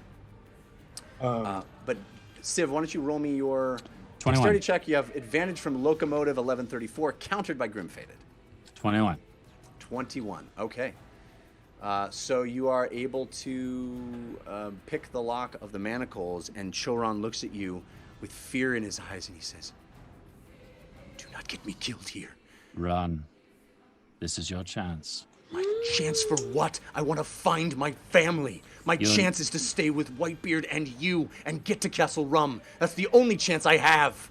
You're going to die if you come with us. I'm giving you one last chance. I am willing to die if it means saving my family. What about that do you not understand? I understand more than you think. Because this Picks is up my the manacle. family. He picks up the manacle and puts it back on himself. Wow. And he holds the other end to you and he says, "Attach it." You're going to die. All right. And I lock it back on his arms. Are you going to kill me? Perhaps. Perhaps Whitebeard. Perhaps one of his men. But I thought I'd give you one more opportunity to run away. You could go find someone that could help you get to your family before we do. Who will venture in to Castle Rum save for Whitebeard, save for his bravado, save for his greed? No one. I thought you understood what... I know one person who's willing to risk his life for you. And I look over at Fahima when I say that.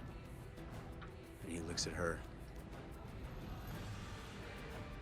I don't know why, but she cares more about creatures and people than I ever will. Fahima, as you get to the back and you hear this cacophony, this excitement of people, of Whitebeard taking the cheers and kind of playing off the fact that his man has now run away, you see, as you are peering back behind this partition where the second half, the back half of the mud pit exists, you kind of are able to slink in unawares. People, the chaos so extreme that you're able to kind of find your way back, and you see Uggo and this halfling moving through the other combatants and the pens in the back, and you spot the Bulette, injured, bleeding, sitting unattended in another pen, waiting to be collected by its owner. So I see Uggo at the same time that I see this Bulette. Yes. Yeah, Uggo's putting down Elphora, you said her name was? Idora, yeah. Idora? Yeah, he's placing no, her down. sorry. Elri. Elri, excuse me. Elri. Idora was the person that the other team. Elri, he's placing Elri down and trying to wake her. Okay, I'm gonna go over to the Bulette and inspect its wounds, and I'll cast a glance over to Uggo and say, "Are you all right?" I am fine. Are you all right? She hits really hard with fists. Why you no tell me that happens? She stunned me. That was weird. I lost control. Uggo, you volunteered yourself to be in a gladiator match. Yeah, You should have expected the worst. I did. I feel like you're mad at me. We'll talk about it later. Now is not the time. Okay, so you are mad at me. Great.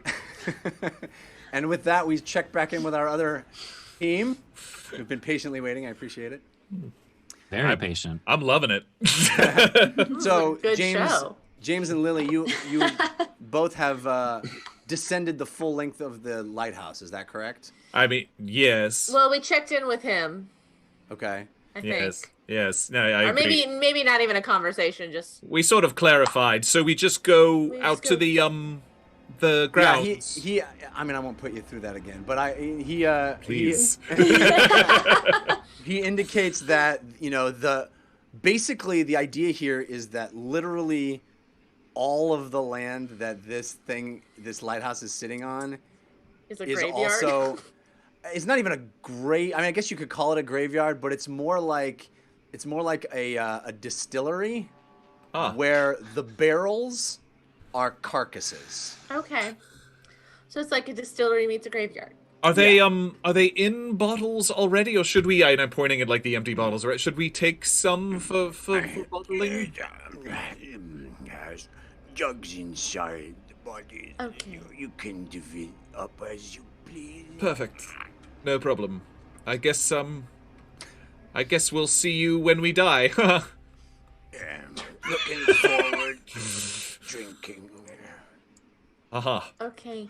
Have a good one. Your Excellency. Yes. Yes. Okay, let's get out of here. And you guys, excuse me, make your way down the spiral staircase down the lighthouse, and you get to the bottom where the door that you had knocked down is. And as you walk out front door, you notice that First door James has ever knocked down in his life, for sure. door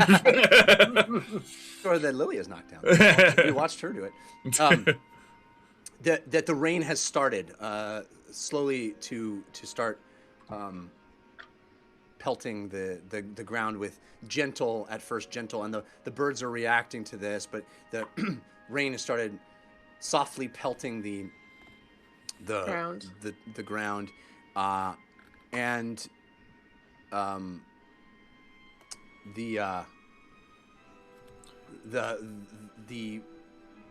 as you walk through the door, you can see past, where you walked forward, stone bridge and everything beyond it, even down to the hovels that you had walked past to get there. And on either side of you, you look with new eyes on this ground, and you realize that while there are stones and there are things growing here, a lot of it does seem to have been messed with. You know, the soil having been recently churned and dug all around. I mean, it is something that with the thick layer of gulls when you first walked through, maybe you didn't quite realize, but with the knowledge that you have now, it does seem like there's been a lot of manipulation of this soil, so to speak. Are there shovels around, anything like that? Yes, there are. Around the side of the lighthouse itself, there's quite a lot of just junk. Okay. In piles. There's a wheelbarrow, and there's a pick and a shovel, and there's more bottles, empty bottles. There's crates, all that stuff. All right, I guess I'll grab us a couple shovels. Okay. I mean, this is gotta very grim business. I'm impressed with how he can still dig. Right? Anything, honestly. Maybe people like us come often enough where he can get others to do it? Maybe. I don't know. Maybe he's more spry than he seems. Anyway, okay. James sort of like lifts up like part of his jacket or a scarf or something and kind of like puts it around his mouth. And good idea. Yeah, treads down where it seems like a ripe planting ground, I guess. All right, so you hit the shovel into the ground, and as you do, oh no, dun, dun. to hit something solid that doesn't seem to be deep enough to be, something buried. Really, it's much shallower than it should be, and as soon as your shovel hits this solid thing in the dirt, as the rain starts to sort of pelt down on you, a terrible, terrible smell hits your nose. Just an awful aroma, and I need you to roll me a Constitution saving throw. Oh no! Both of us? Yes, both of you. James, you have advantage from Red Robin that was countered by Grim Fated. Thank you, Red Robin and Grim Fated. Lily, you have advantage from Lily Dumblebay, countered by Grim Fated. 11. 11. And Lily? 16. 16. Okay. You said con, right? Yeah. Con save. Yeah, con. Where's my little thingy here? Hang on. Boop, boop, boo. Lots of windows open. Yeah, 16. So you both James, turn into zombies. You take 12 points of necrotic damage. Whoa! What? From the smell? I'm sure there's more to it than just wave that. of aroma hits your nose as you kind of, and you see the ground itself start to sort of bubble and move, and you notice that there is some sort of plant there that has just underneath the surface of the soil put roots down, and there's little bulbs that you seem to have jostled and pierced through, and there's this noxious fume that's coming up and assaulting your senses. Lily, you're able to sort of turn and take it and steal yourself from the effect. Show all your masks. Yes, exactly. Oh, too soon, Fahima. Too soon. But we are going to return to the map room. Oh no! And I need both of you to roll initiative. Amazing! Oh, gosh. So good. Oh my gosh. So Should have got it. We have advantage?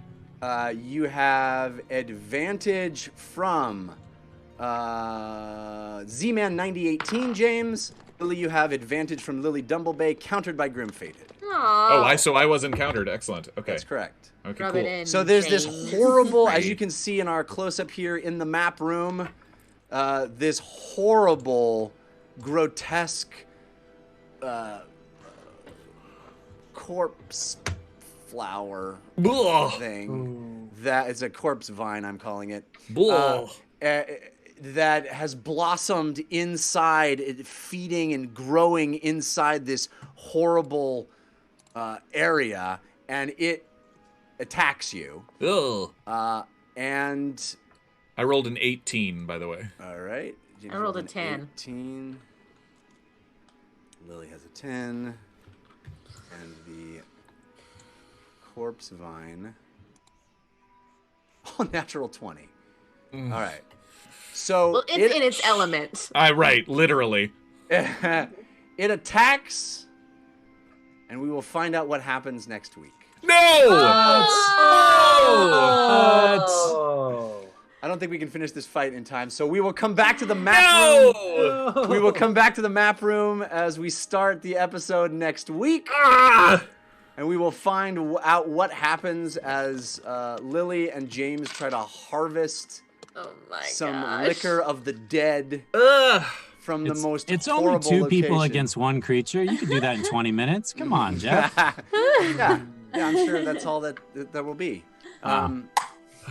So, I'm sorry to cut things a little short, but I didn't want to get too far into something. Look at that map room. Isn't that great? Isn't that cool? Very cool. Very cool. Kudos to the amazing production team for pulling this off. Something they've been working on for a while now. I'm just overwhelmed and amazed that they were able to do it. And we will have more map room next week as we find out how this fight goes and we find out what happens inside the mud pit with our team following that craziness. But I must thank people giving us love. Squishy Tofu, Bingle in Flames, Just Jules, Scoundrel Lovejoy, and Woodster74. Thank you so much. We appreciate those balloons. We appreciate all of you watching and sticking with us. Again, as I said, please tell your friends if there's anything you could do to give us a nice little 1-year anniversary gift. It would be to help spread the word. Maybe write a review anywhere you can find that this show is on demand. We appreciate that. That really does help people find it. So we'd like to spread the word of the show. Even in these crazy times, we can keep playing in the land of make-believe and give some escape to both ourselves and to you, hopefully. That was very escapeful. Yeah. Escapeful. It was escapeful. Yeah. That was a good one. I was fully immersed. Happy anniversary. Happy anniversary to all of you. Hey, happy 1 year. Love you guys. Also, there's going to be, I think Airman already mentioned it, but there is going to be a 1-year anniversary fan stream. That's right. On Friday, which is our actual anniversary date. Yes, April 24th. April 24th at 6 p.m. Pacific time on Caffeine.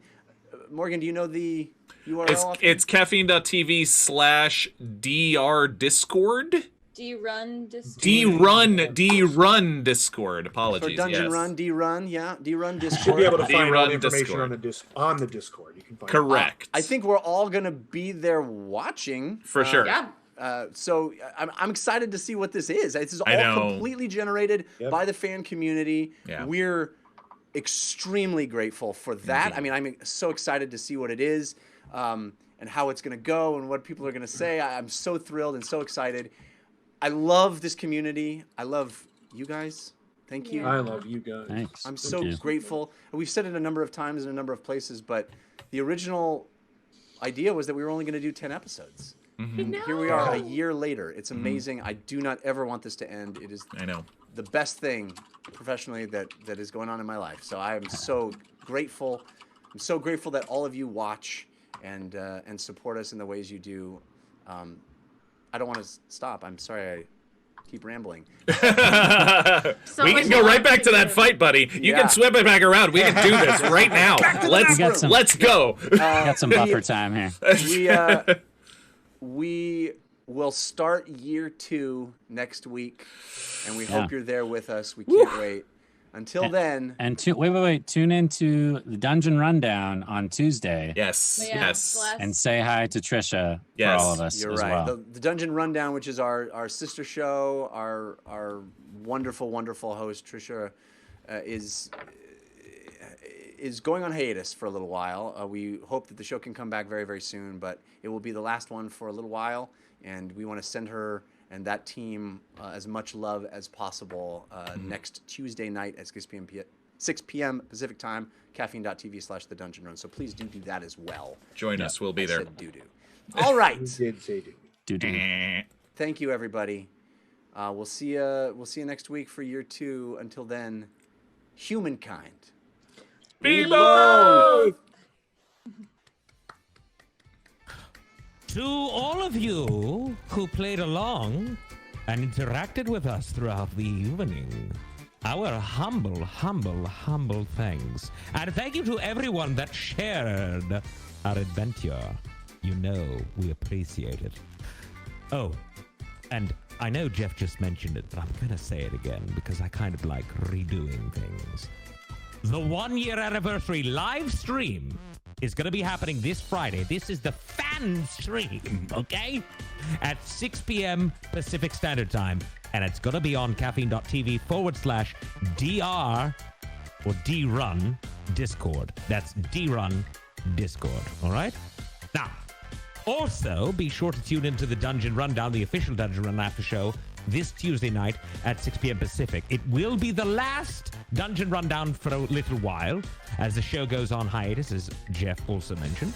Our host, Trisha Hirschberger, will sit down with the cast of the show to talk all things Dungeon Run, including your community questions, episode recaps, theories, and all the fan art that your mortal brains can fathom. The Dungeon Rundown airs right here on caffeine.tv/The Dungeon Run. And of course, join us for the Dungeon Run next Wednesday at 6 p.m. Pacific right here as the Dungeon Run continues. And Sean Patrick, for sure, I will be there. I promise. Until next week, may the dice... I'm going gangster here. Hold on. Let me try that again. Until next week, may the dice roll in your favor.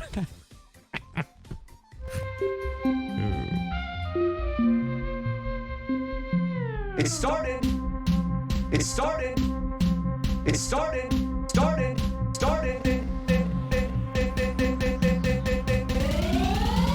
As a simple dungeon run.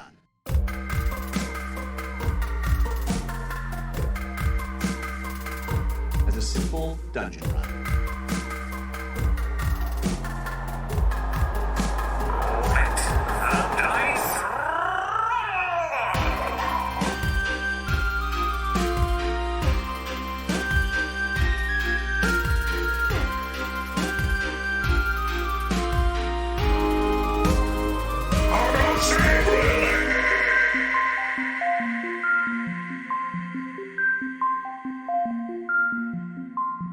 In a world where magic exists, anything is possible.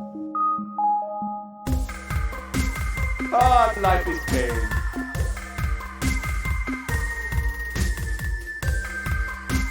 Ah, life is pain. Pain. Me? I love you. Come back to me. Me.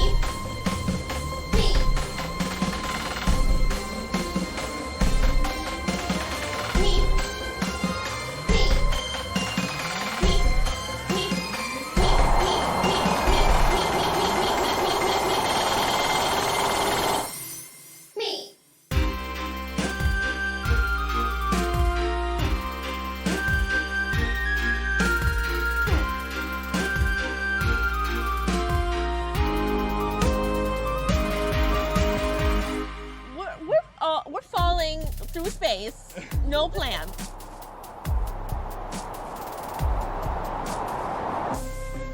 The island of Bingle is safe once again.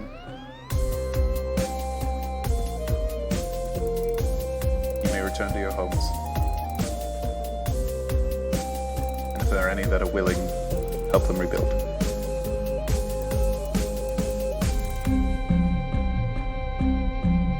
humankind.